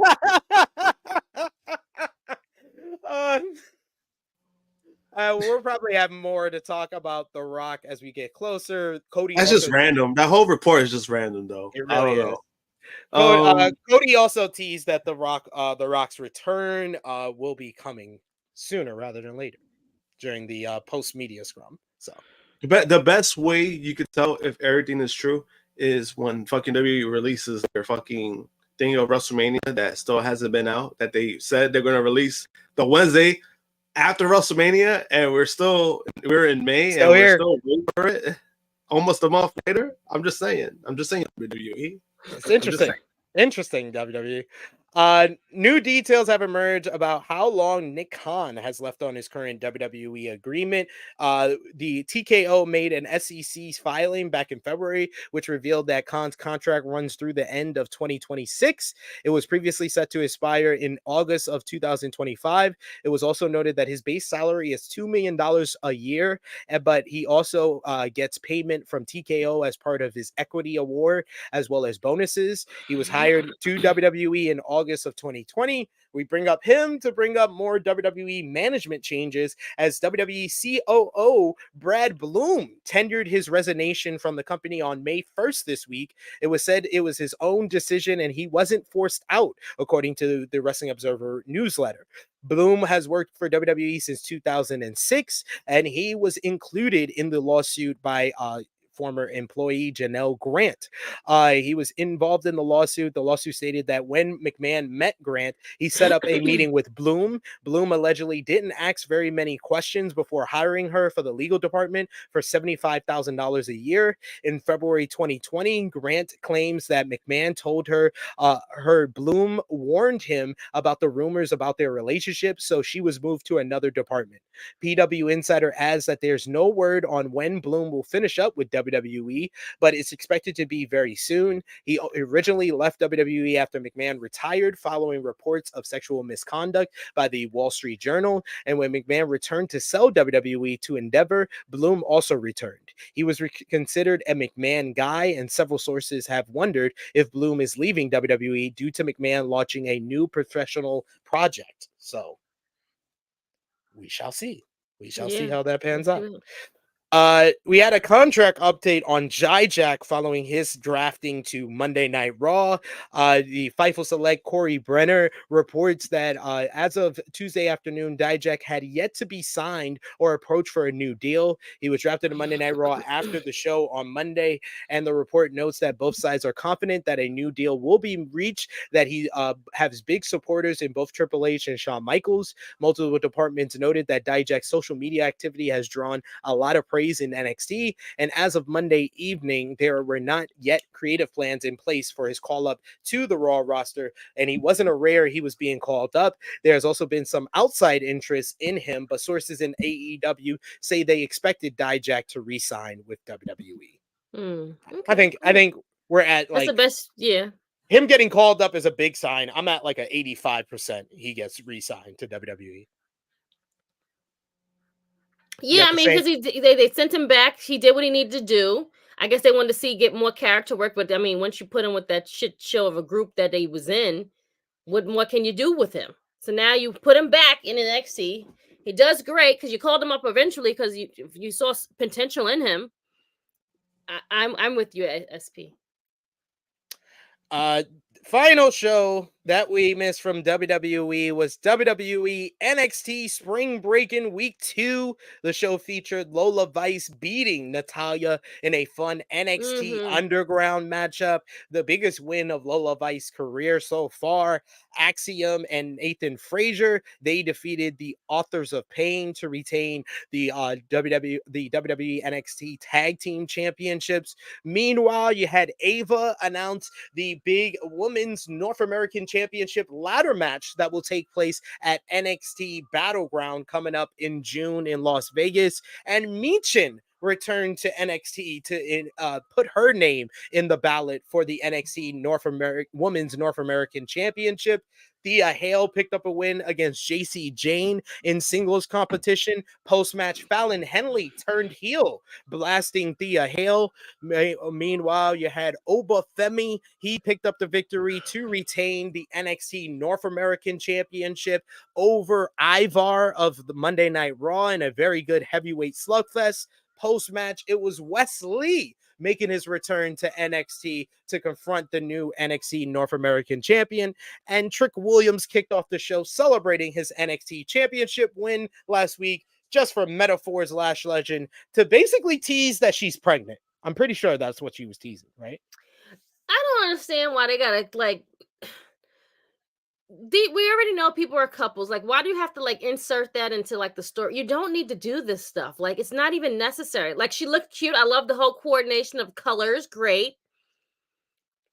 Like, do you want her to be with him? Like she was doing so well on her own with the other group. Like, she's come to her own, because she was struggling for a while. And now that she's in Metaphor, let her be. Like, you don't have to put her and Trick together. Like, I don't understand what they're doing. Yeah. It's not necessary at all. I don't get it, but to each his own. I mean, I get Right. it. It's HBK being horny. That's the only real explanation I could think of. That is fair. As previously reported, NXT had a bunch of releases this week, but the big one was a new report by Dave Meltzer of the Wrestling Observer, as he announced yesterday that Olympic gold medalist Gable Steveson was released from NXT. Stevenson was signed to WWE in 2021 after winning a gold medal in the Olympics. He was later drafted to the Raw roster in October of 2021. However, he never ended up wrestling as a member of the Raw roster. After he was drafted to Raw, Meltzer reported that there was the idea for Stevenson to have his first match at WrestleMania before he started full-time on the main roster after his college wrestling season was over. He did take part in an angle with Chad Gable at WrestleMania 38. However, WWE officials didn't think Stevenson was ready yet, so he stayed in developmental. Stevenson did work a number of NXT live events last year, and he even wrestled some dark matches on SmackDown this year as well. His only televised WWE matchup was against Baron Corbin at the NXT Great American Bash 2023 event, which was one of my worst matches of the year last year. During his amateur wrestling career, the 23-year-old Gabe Steveson became an Olympic gold medalist, a two-time Dave Hodge Trophy winner, a two-time NCAA Division I national champion, a three-time All-American. His amateur wrestling career was marred by a 2019 allegation of sexual assault, though that he was never charged due to inadequate evidence. Any thoughts on the WWE career of Gable Steveson? I mean, it was a dumpster fire. That's what it was. I would say so. I mean, you know what? Yeah, Go ahead, sorry. It's all right. It's just, well, when it comes to the Gable Steveson, I think what it was, I think he was already in a disadvantage because of the hype. You know, he was an NCAA All-American. You know, he had multiple gold medals and all this stuff. So he was already on a disadvantage because amateur wrestling is definitely different from pro wrestling. And he got the biggest comparison was to Kurt Angle. Everyone assumed that, hey, it was going to work out because it worked out for Kurt Angle. The biggest difference is that fucking Kurt Angle had personality and charisma. Gable Steveson didn't. He didn't have that. And you need that in a business like WWE. But then they also always think that these athletes are going to succeed so much over here when it's two totally different type of things. Yeah, right. And then, you know, and remember, said as my witness, 2 years ago, 2 or 3 years ago, when we did a review, we did a WrestleMania review, I said, let's not jump the gun about Gable Steveson. Somebody said, hey, Gable Steveson is going to win the U.S. title in a couple of months. He's going to have a good career. And I said, let's not jump the gun. I said, let's not jump the gun because we don't know what the kid has. He's not even close to being ready. And now he's released. So I'm not saying that I'm right, but I'm definitely right. There you go. Fightful Select had an update on another NXT release, but an expiring of a contract more, as Krssi, the superstar formerly known as Reggie, had his contract expire. His contract was set to expire in early June, but the wrestler was informed about the expiration period. Additionally, the report notes that WWE is not expected to renew his contract, and he will become a free agent. Krssi will reportedly go by a new ring name of Sydney Akeem, which is his real name. Shout outs to the Sydneys in the world. It said that he plans to continue wrestling. The wrestler debuted in WWE in 2020 as a valet for Carmella named Reginald. He later moved to the NXT roster, where he debuted the new mask gimmick Krssi in November 2022. So, which Krssi the best in his career going forward? He was a former gymnastics, like Circus Olay guy who became a wrestler. So, hey, if he's sticking with wrestling, I give him more credit. Do the independent stuff, go out, do your thing, and then come. They'll probably bring you back, friend. Yeah, go to Uganda. Uganda would eat that shit up. The SGW, Uganda. Oh yes, that'd be yeah, fun. the thing with what's the name? And had went to right. Oh yeah, he would be great out there. Yes. No, so like, yeah, the thing with Reggie, you know what it reminds me of? It reminds me of like an actor that's in Hollywood that he's only good for one role, right? And if he tries to expand to do something different, he's not gonna get any roles. And that's how I kind of felt about Reggie. Like nobody takes him serious because they had him doing comedy stuff for so long that is like, who's gonna use him at this point? But yeah. You know, like if he goes to do different things like that, if he does independent scene, I think it could work out for him. Doesn't need to be major star, just somebody who could be in the spotlight, because it's worked out for these two, like the Mansoor and Mace. It's worked out for them too. They've been doing some great stuff in the independent scene, so might, it could work out. WWE SmackDown's ring announcer is heading to NXT very soon. According to a news report, Fightful Select reports that Mike Rome is set to move to NXT to perform the ring announcing duties over there. Rome is the current ring announcer for WWE SmackDown and began in NXT in that role, where he stayed from 2016 through 2019. He was then moved to Raw until 2023 and then headed to SmackDown. No word as of yet what this means for NXT ring announcer Alicia Taylor. I hope that means that they just switch spots and she goes to SmackDown because she's good. She's great. Yes, she shouldn't be fired. Yeah, let his ass go to NXT. Fuck it. The girls are doing it better. Sorry. Well, damn, Mike Rome, you cool with me? No, I mean he cool and all, but the girls just do a better job of what they understand the assignment. They just do it better. Just sorry, friend. Fair. It's okay. Let's move on over to the Converse. As AEW Dynamite this week, they did 703,000 viewers. The show featured Kenny Omega returning to the company for the first time since December 2023, and Omega cut an emotional, fantastic promo about his diverticulitis, how any blunt force trauma to the stomach could kill him, and his journey to make his comeback to the ring. He was then confronted by his greatest rival, Kazuchika Okada of the Elite, interrupting him before Jack Perry attacked from behind. Omega fought back, looking good as he fought back, but Okada distracted him long enough for Perry to use a steel chair right to the stomach, right to the weak part of Omega's body. The Young Bucks then came down to deliver an EVP trigger before FTR made the save. However, the Elite continued the ambush by ambushing FTR and Omega after the beatdown backstage. You also had Adam Copeland beat Buddy Matthews in a good but very long TNT championship matchup.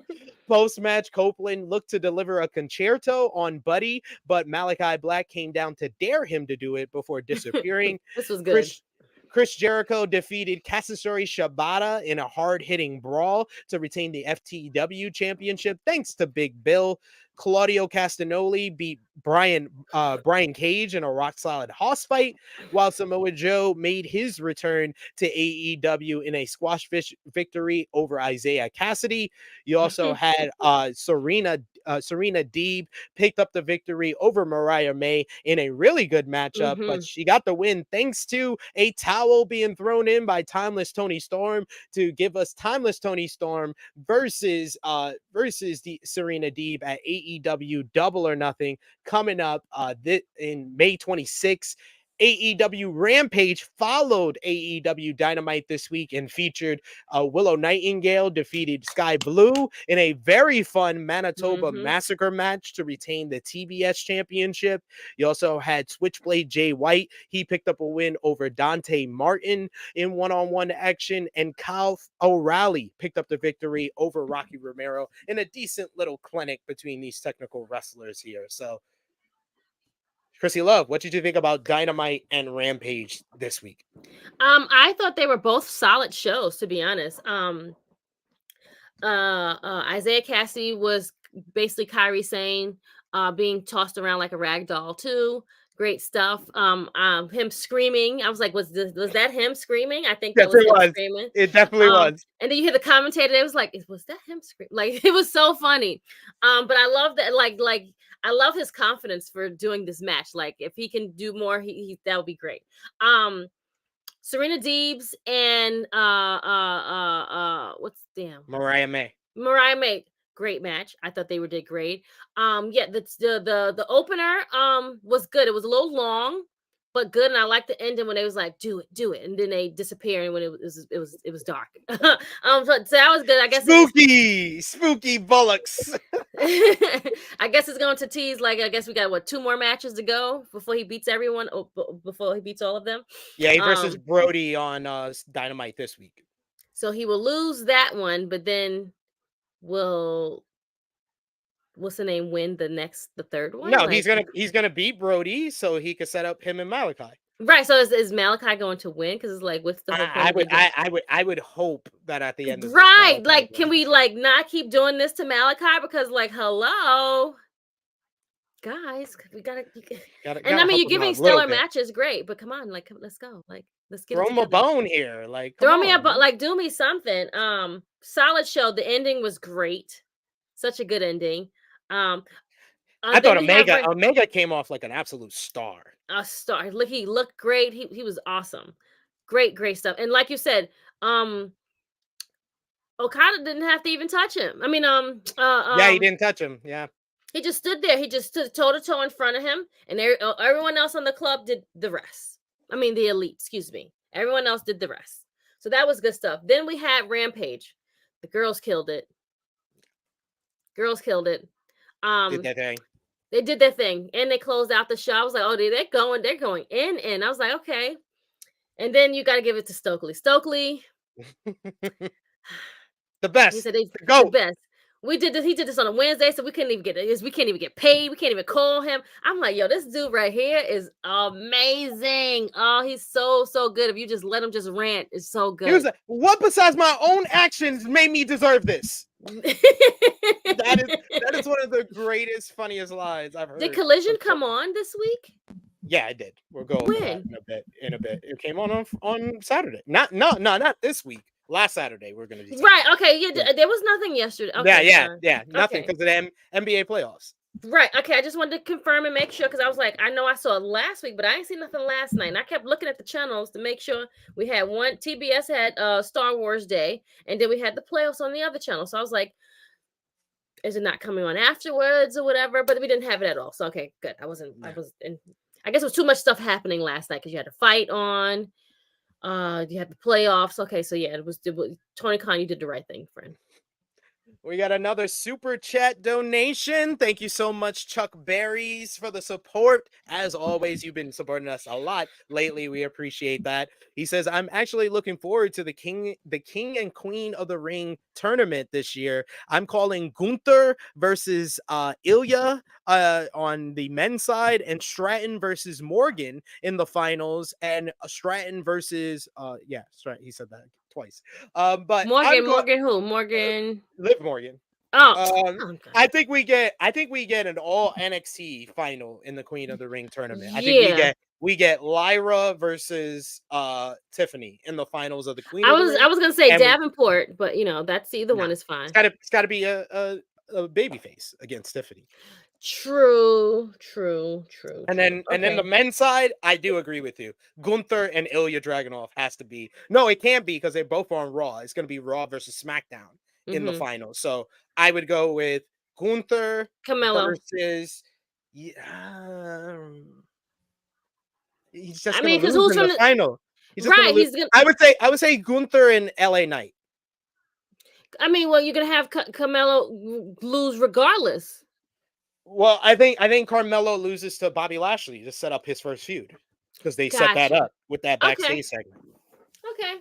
Yeah, that's what I think. But wasn't all good news for AEW this week, as we had a very controversial departure from All Elite Wrestling, as All Ego Ethan Page is no longer All Elite. Ethan Page is no longer with All Elite Wrestling. Page was removed from the AEW roster page on Thursday, and Fightful Select reports that the word within the company and elsewhere is that he was no longer there, or that his exit is a formality. Page has been a regular on ROH TV, but vanished from the show over the past few months while working more independent shows and promoting his Alpha One wrestling company again. The report notes that he was looking to leave the company as early as February and was set for a feud for the ROH TV championship before Kyle Fletcher's visa issues caused a delay in the situation. Page has yet to comment on the matter. He signed with AEW in 2021 and made his debut at AEW Revolution on March 21st of that year. Man, I think if this is official, if Ethan Page leaves the company, he might go down as one of the most underutilized talents that the company has ever had, because AEW has a plethora of good to great wrestlers up and down the card, and Ethan Page is a good wrestler. But I don't think there is that many people on the roster that can cut promos or be a character as good as Ethan Page was, whether it be as a heel, and he kind of maximized every opportunity that they gave him, whether it be Men of the Year, which was a makeshift thrown together team that got over really and had good programs with like Darby Allin and Sting, and had a program with the Inner Circle. He made their whole partnership with American Top Team work. We were accepting Dan Lambert for a couple of months there, in large part to Ethan Page. Ethan Page was the best part of the worst feud of 2022 for AEW with that Scorpio Skies, Sammy Guevara shit. And then everything he did in ROH, he really maximized what he was doing in ROH. He made it feel bigger than what it was. And then he just gets let go after he cut a great promo about making the most of Ring of Honor at Final Battle after that show. It's wild to me that they didn't utilize him better. It's the sad part, you see potential in people, and you know that they are really good at what they do, and they can be utilized, but then their company just doesn't do it. So they'll be going to have their hot girl summers and, utilize somewhere else eventually. What about you, Josh? What do you think about Ethan Page leaving All Elite Wrestling? So disappointing, just because I felt like there was more that he could have done. With the company, he had momentum with Men of the Year, but then once Scorpio got injured, they were moving him, place to place, stable to stable. But I just felt like what he was able to do, he just didn't get he never really got that real opportunity. And by the time he always got it, it was kind of like it didn't feel important. Like it just kind of just felt thrown in, and it's just like, all right, like where do you go from here? So, ROH stuff could have been great too. So I don't know. Maybe there's something deeper. He hasn't talked about it yet. I know like his Impact exit wasn't pretty as well. He wasn't too happy with the last appearance with what they did. He wasn't too happy about it. Yeah, he hasn't spoken about it. I know he teased something on his YouTube channel. I guess he kind of was referencing that he was going to talk about it, but then he talked about something else. It was kind of like a teaser, like, oh, I just want to give you guys an update. This is what's going on. And then he talked about how he has a top selling figure of the last 2 weeks. So he kind of just it was funny. Saying he basically kind of did like a bait and switch without really saying what he was going to talk about. But I mean, he's going to do well. He, he's doing great things. He's doing great things with his wrestling promotion, and he's even in the toy business. So I think he'll be fine. Oh, that's pretty cool. See a lot of people saying TNA. Honestly, Ethan Page is talented enough that I think WWE should give him a look.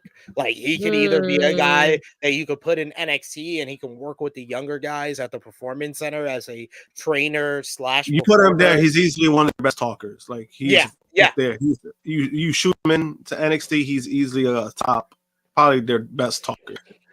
Probably is for sure. Fightful Select had also an update on former AEW World Champion Kenny Omega ahead of his scheduled appearance on Wednesday night's AEW Dynamite. Omega has been out of action as of late. He's been dealing with diverticulitis, and according to the report, Omega is not expected to return to in-ring action anytime soon. He still needs time to recover from his illness. Omega was added to Wednesday night's show, which held in his hometown of Winnipeg to help boost ticket sales, among other reasons.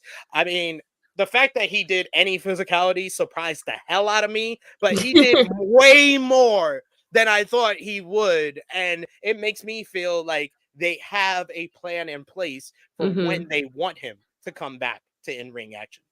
Yeah, that makes sense. I felt confident he's going to come back sooner rather than later.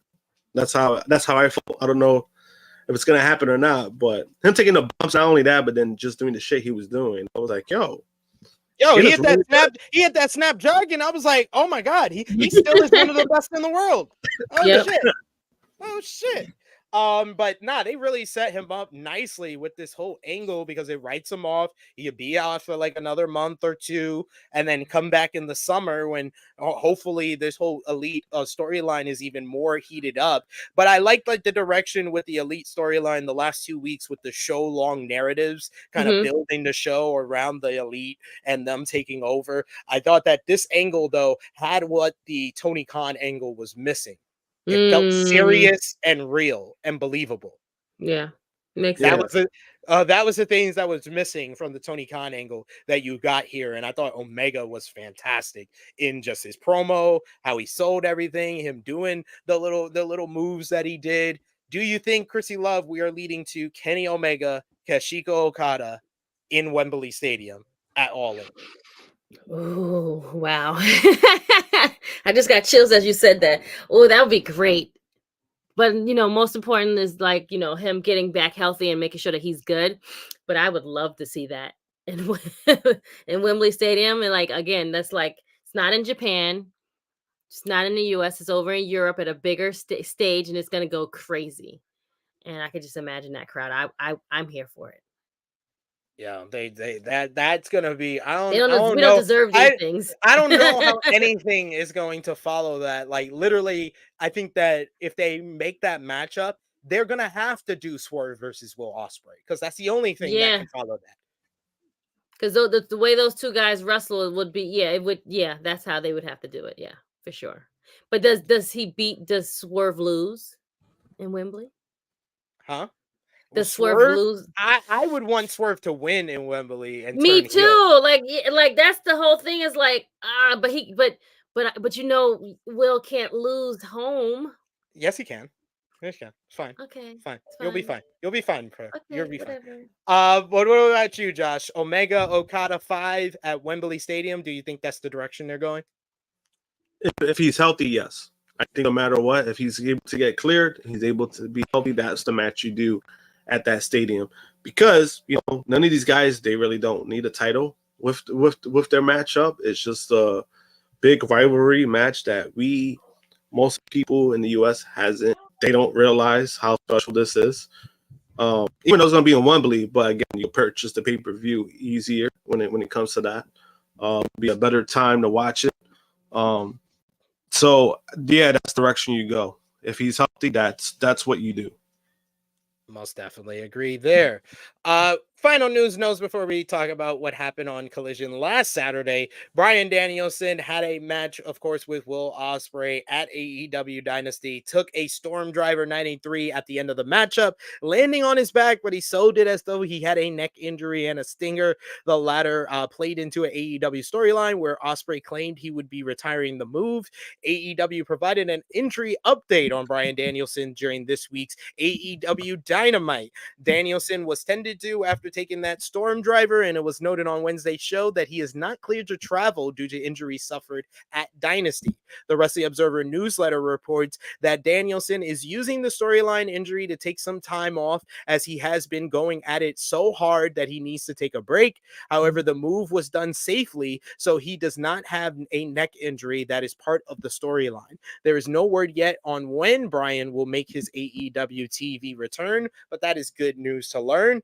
But in more good news for AEW, they assigned another new person. Camille, a regular in NWA since October of 2018, is now All Elite. She was expected to join WWE and work in NXT. However, things became uncertain after she was backstage at a January 18th Dynamite event. Reports later revealed that she was no longer expected to head to WWE. Instead, AEW seemed to be her likely destination, as they supported her acting dreams. According to Sean Rossap of Fightful Select, she is set to join All Elite Wrestling and has a contract with them already set. The date of her AEW debut remains unknown. During the AEW Revolution media call, AEW President Tony Khan expressed his belief that Camille would be a great addition to the company. So, man, they have went in on their women's division. But you know, they had to though. They did. They had to. They had an issue and they definitely addressed it. Like, listen, this is like a basketball team that lacks 3-point shooting, and then fucking signs JJ Redick, Reggie Miller, and Ray Allen. Like, what the fuck? Oh, that's a good one, friend. Yes, that's actually really good. Jesus Christ! Like, I was like, God damn, did they got every fucking free agent that everybody said they should have got. If they get, especially if they get the guns as well. So we'll see. AEW Collision and Rampage was back-to-back last Saturday. Collision did one of its biggest numbers ever, this biggest number since July of 2023, 631,000 viewers. The opening segment with Swerve Strickland's first promo as AEW World Champion did 1.3 million viewers because it had the lead-in of the NBA playoffs, so it was the highest watched quarter hour of AEW television this year. The show featured Swerve Strickland's first promo as AEW World Champion, where he called out the Elite for their actions against Tony Khan and made an open challenge accepted by Claudio Castagnoli. This led to Swerve defeating Claudio in a great main event to retain the AEW World title in his first defense. Bullet Club Gold beat Action Andretti and Top Flight in a pretty good opener to retain the AEW Unified Trios Championships. Meanwhile, Timeless Tony Storm beat Anna Jay. Roosh made his return to AEW in a squash victory over the debuting Martin Stone, and another returning star in Rey Fenix defeated the Beast Mortos in a splendid Lucha Libre showcase bout. It was so much fun. AEW Rampage this week followed it with and it featured Trent Beretta defeating Chuck Taylor in a bloody, brutal parking lot brawl, with Trent picking up the win. Post-match, Trent broke Chucky T's ankle with a pipe right in front of Orange Cassidy and Chris Statlander. Thunder Rosa beat Deonna Purrazzo in a physical bout. Post-match, Deonna Purrazzo attacked Rosa from behind, leading to a pull-apart brawl and seemingly turning Deonna Purrazzo heel because she's been heel this whole fucking time. Right. I that's what I thought, at least. Like, when did we get otherwise? I don't know. And in the main event, Katsuyori Shibata and Daniel Garcia beat Shane Taylor Promotions.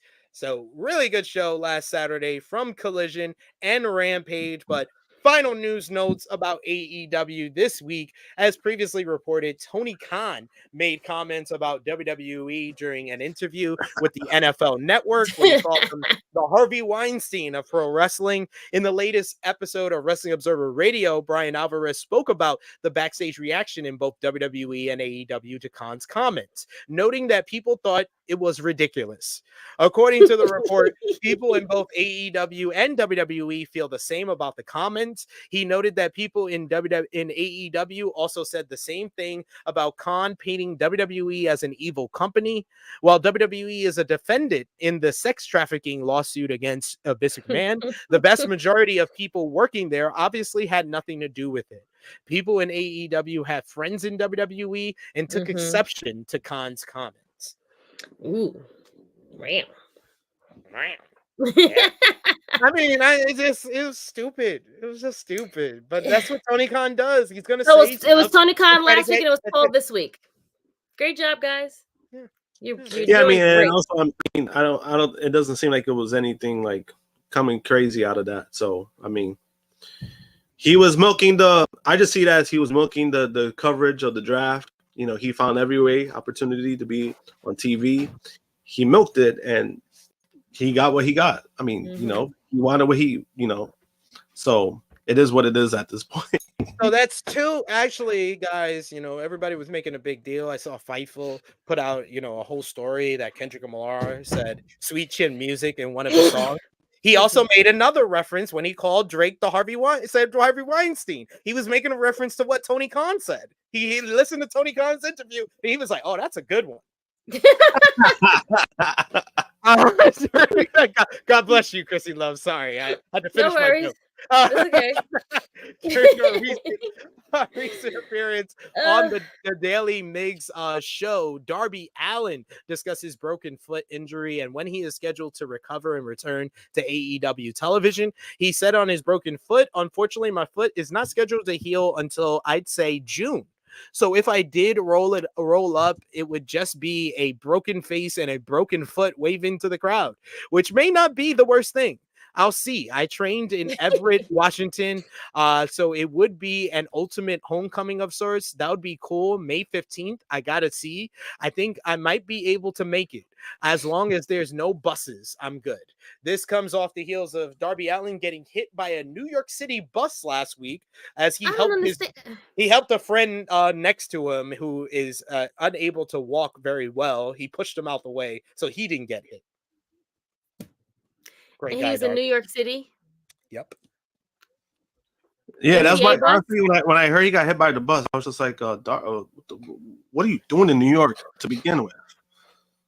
So he got hit by an MTA bus. Great job, Darby. Sue the fuck out of that TA. That's like damn. You need to own it by the time you finish. I mean, I don't know what he's gonna do with the money because he's basically trying to kill himself on live TV all the time. But might as well do something.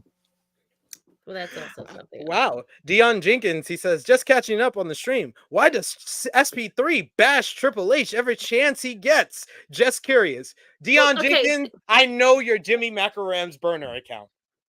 I know your Jimmy Macaram's burner account. So I'm not going to take that seriously. I'm not going to react. You're not taking the bait. Don't take it. Don't run. I'm not going to take the bait. I'm not going to take the bait. And I don't. That sounds like a burner name, Dion Jenkins. Like, come on. That sounds burner. In a post on Twitter, Jeremy Flynn announced that he has been hired as the new senior marketing director of live event at AEW. He previously worked as a senior director of marketing and live events for Professional Bull Riders. He has an MBA in business administration and a BBA in marketing from the University of Central Arkansas. He wrote, "The last 2 years with PBR was amazing, and I am so grateful for the opportunity. I am excited to start a new chapter as the senior marketing director of live events for AEW." So congrats, making moves. Hopefully he starts booking smaller buildings so they can fill those out and then move up when the business is hotter for them. And then I know you got to go, Josh. So you want to sign off now? Let the people know where they can follow you. Oh, we could do this one. one more. Oh, okay. So that's the final thing in the converse to discuss is ROH. It was a nothing show. I actually reviewed ROH on Fightful, and I had to come up with material to make that show interesting. You know what's so funny? I didn't hear you. Once you don't speak much about a show, that means the show is not really good. Yeah, it's You just don't- you nothing don't- happened. It's just nothing happened. You had Queen Aminata beating Robin Renegade in the main event. You had the Infantry defeated Outrunners to end their mini rivalry, and Undisputed Kingdom picked up a victory in a proving ground match against the Crown, which is an independent team. Nothing happened. It was only a 51-minute show. Oh, it's less than an hour. Yeah, less than an hour. So what was the point? We went from the marathon ROH episodes to now we get these short ass episodes where nothing happens. They're like, hey, we're gonna hear you guys' criticisms. Now we're just gonna give you nothing. How about that? We're gonna gut it even more. How about that? I love that. Deion Jenkins is like, no, I'm not. LOL. It's my real name. I swear. No. No, I believe you, Deion Jenkins. I don't try to bash Triple H, but when he gives me an opportunity to, I mean, some of my past feelings of him basically sleeping with the boss's daughter to get ahead, using Shawn Michaels to get his first push in the company, like all the stuff that I know about him from behind the scenes, it creeps up, my feelings come out. Yes, I will admit. Well, also, but I mean, what he did yesterday though was very deserving. Now, I can't defend that. If that doesn't happen, there's nothing to bash about. That's the best way. Yeah, I would just be talking about how the Backlash show was great. Yeah. So I mean, yes, it was deserving. So yeah. But Josh, I know you got to sign out. Let the people know where they can follow you. You can follow me, JMPunk321, Twitter and Instagram. I'll be on Wednesday for Elite Heat. We're getting closer to 100 episodes, so gonna keep on going. Yeah, and besides that, you know, next weekend I also have another artist appearance. I have one in White Plains. It's called Comic Fest. I've done it. This is my 5th year doing it. Always have a great time. I always represent. Not only I do present my work, but I always represent Tru Heel Heat. Always promote the podcast when people ask me about the wrestling stuff. So I look forward to next weekend as well. Nice. Well, Josh, we will see you. I guess when we see you, we'll see you on Elite Heat. But I guess next weekend you're busy, so we won't see you here. But I'll be back. I think the 18th. I'll be back for the 18th. Look at that, my birthday edition of Tru Heel Heat. Yeah, I'll be back for that. So sounds good. We will see you then, sir. Until then, later, right, guys. brother. Take care. Final shows, what we missed from this past week. A whole bunch of big Japan shows had some major shows this week, and that started off last Saturday morning with Stardom All-Star Grand Queendom, this year's big event from Yokohama. We had the show featured Micah defeating Momo Watanabe in a very good 3 stages of hell matchup to retain the World of Stardom Championship. Micah really putting on a great year as the head champion, the top champion of Stardom, a Wrestler of the Year candidate right there. You got Saria Nai picked up a victory over Hanan in a brilliant battle to retain the Wonder of Stardom Championship, their white belt. She also teased a showdown with her former partner Natsupoi, as well as Ami Sarai in the post-match. You had the Crazy Star tag team of Suzu Suzuki and Mei Seta pick up the victory over Stars, Queen's Quest, and Oedo Tai in a thrilling high-speed bout to retain the Goddess of Stardom Championship, which is their tag team titles. But in one of the best matches of the year, the best women's match by far, in my opinion, of 2024 so far, Mayu Iwatani, one of the GOATs of Stardom, one of the icons of Stardom, with Io Sky and Kairi Sane. She defeated Sarai, a former NXT star, in a fantastic match of the year candidate. This was hard-hitting, high impact, had that big fight feel, and the crowd was fully invested the entire way through. If you haven't watched it already, definitely go out of your way to watch that one. But also, New Japan Pro Wrestling had their two big shows this past weekend on Friday and Saturday. Wrestling Duntaku.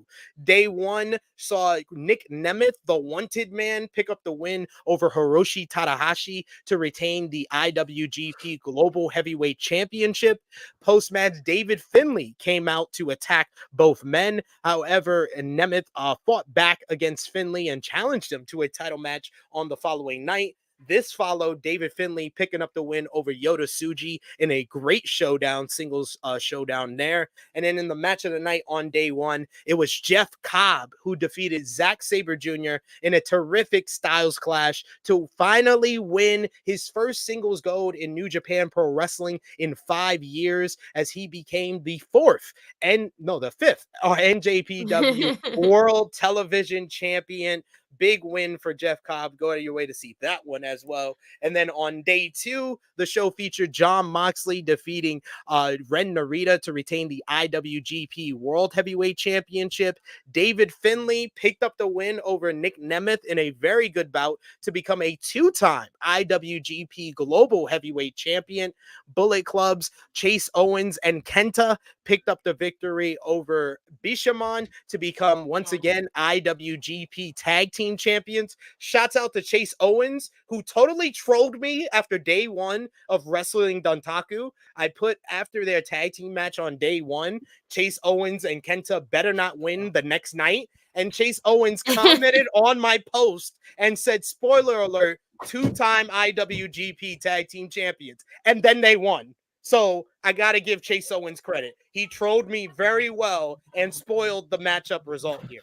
But the match of the weekend for Wrestling Duntaku, one of the hardest hitting matches, one of the best matches of the year for New Japan Pro Wrestling. Shingo Takagi defeating Gabe Kidd in an absolutely phenomenal, strong style banger to retain the Never Openweight Championship. All in all, Wrestling Duntaku had some really good stuff on it, some great matches, so I enjoyed it.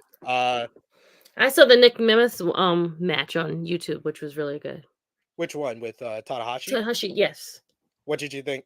I thought it was actually really, really good. Surprisingly shocking, but no, that I was told I should go and watch it, so I did that, and it was really, really good. I enjoyed it. It's one of my picks of the week.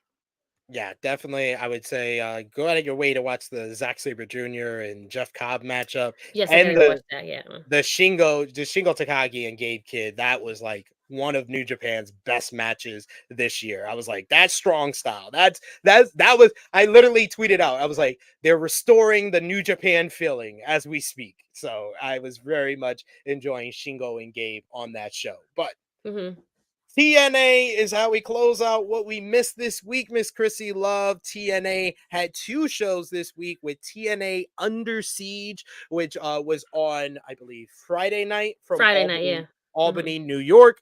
The show featured the System defeating the Broken Matt Hardy and Speedball Mike Bailey in the main event. Meanwhile, you had Jonathan Gresham made his return to TNA with his brand new Poison Ink character and mask to defeat Kushida. Jordan Grace and PCO defeated Steph DeLandert and Khan, and while Mustafa Ali beat Ace Austin in a great matchup to retain the X Division Championship. And then TNA Impact this week, the show featured Jordan Grace beating Miya Yamashita in a hard-hitting main event to retain the Knockouts World Championship. Ace Austin defeated Trey Miguel to become the number one contender to face Mustafa Ali for the X Division Championship at Under Siege. But that is all from what we missed, and I hit it right on the cue. Right on the cue. I am so good at this. When Krssi Love gives me a timeout, I can always finish, but we do have one last thing to do quickly. Match of the week. Yep. Match of the week. Great job, I can hit the cue for what we miss for what time you give me, but you got to leave like a little 5-minute, 10-minute. Yeah, that's fine. Yes, that's okay. That's fine. Thank you. I appreciate the clap. Proud of myself. I'm so proud of myself sometimes. This was a big week in wrestling, so y'all know the deal. I got 10. I could probably got 10 to me. I probably got 10 of me. I think I have 8 written down here. So I'm going to come with the other 2 in my head. So, let me figure it out. Number 10. Number 10 for me. I'll go with Lola Vice versus Natalia from Yeah, NXT. no, that was really surprisingly. I actually was like, if they give more matches like that, NXT could be like back on fire. I think they're back as the third brand, but yeah, they can catch fire again if they put more of the focus on the women's division. Their women's division is absolutely stacked in NXT right now. That's why they're coming out with the NXT Women's North American Championship now. So It's great. Too bad they didn't want to number do it on the main roster, but whatever. they try, I guess. Number 9 Sure. for me, I'll go with Trent Beretta versus Chuck Taylor, the parking lot fight from Rampage. That was Yes. really bloody, physical matchup.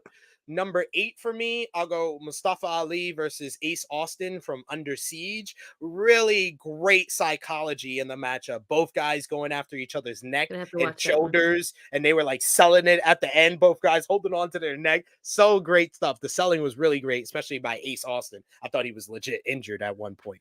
Okay. Number 7, Bailey versus Naomi versus Tiffany Stratton from Backlash. Really fun triple threat matchup there. I really enjoyed that one. Number 6, Phoenix versus Mortals from Collision. Lucha Libre, fun action right there. Number 5, Zack Sabre Jr. versus Jeff Cobb from Wrestling Dontaku. Like I said, just a styles clash. The selling by Zack Sabre Jr. of the ribs really got you into the action and led to Jeff Cobb picking up the victory in the end. Number 4, Swerve Strickland versus Claudio Castagnoli. Oh, so good. Dude, Yeah. I really just appreciated both guys being just technical wrestling like masters that don't get a lot of credit for it, because Swerve can do the high flying, Claudio can do the strength, but they really showed their technical wrestling in that matchup there. Yes. Better than it, I know it was going to be good, but it was better than expected. So I just realized I'm missing a matchup. So whatever was number 10, it just sorry, Lola Vice, Natalia. You're an honorable mention now. I'm sorry. I apologize because I am missing a matchup here. So Swerve and Claudio is number 5. Yeah. Number 4, Cody versus AJ Styles from Backlash. That was fantastic. You have to put that in the. That's why I said Lola. I'm not mad at Natalia, you. Nope. I'm sorry. I have to get that in here because number 3, Bloodline versus RKO, Kevin Owens and Randy Orton. That was just an insane, fun spectacle to kick off yesterday's show with that crowd. That was amazing. Number 2 for me this week, Gabe Kidd versus Shingo Takagi from Wrestling Dontaku. Restore the New Japan feeling. But number 1, the ladies from Stardom, Mayu Iwatani versus Saray for the IWGP Women's Championship. Krssi Love. I'm going to give you 5. I don't know if I had quite of 10, but I'll give 5. Number 5 is going to be Willow and Anna Jay, right? No, Sky Blue. No, I'm sorry, Sky Blue. Sorry, wrong.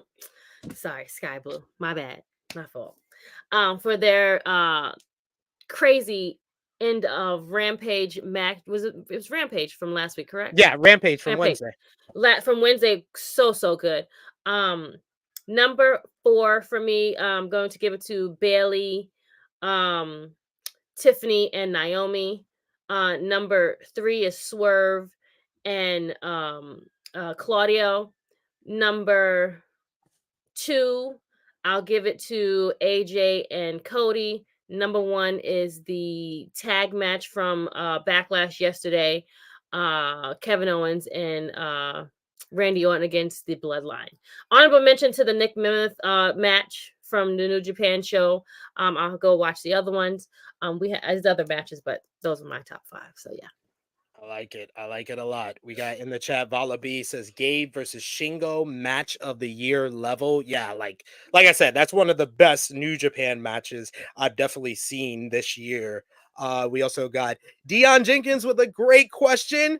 Thank you, Jimmy Macaron Burner. I'm sorry, dude. That's your nickname now. That's your nickname. Dion Jenkins saying, I may have missed it, but is there an X-Men review this week? Yes, it will be an X-Men review over on the Tru Heel Heat Sports and Entertainment channel. We're going to lock down a time. We'll promote it on social media, but it's going to be this evening. So after 6, 7, give me time to rest up after this show. Right, it's been a weekend. It's been a while. Like it's been but yes, I agree with Dion Jenkins. This week's episode was fire. One of the best episodes of the season so far. Frantic World says New Japan wrestlers are talking a lot of trash about AEW. The war is about to start soon. And Power Driver Finisher gives his match of the week to Styles versus Cody. But we are all done for this week on Tru Heel Heat Flagship Podcast. Miss Krssi Love, let everybody know where they can follow you. Hey guys, so you can follow me. Join us every Saturday for our flagship show, which is Tru Heel Heat, 11:05 a.m. We'll be back on Saturday coming up. Know Your Role on bodyslam.net, which is on Fridays with myself and my tag partner, Stephanie Hypes. We do the SmackDown review, so be there, be square. SP and I were doing the final episode of Dark Side of the Ring this week. I think we're doing Wednesday. Correct me if I'm wrong, friend. Yeah. We're doing Wednesday, so be there for that show. Other than that, you can follow me on IG, which is Krssi Love _1, Tru Heel Krssi Love, which is on Twitter or X, and then it's just my plain old name. So be there, be square. I'm on reviews. I'm on time watch along. So hit me up.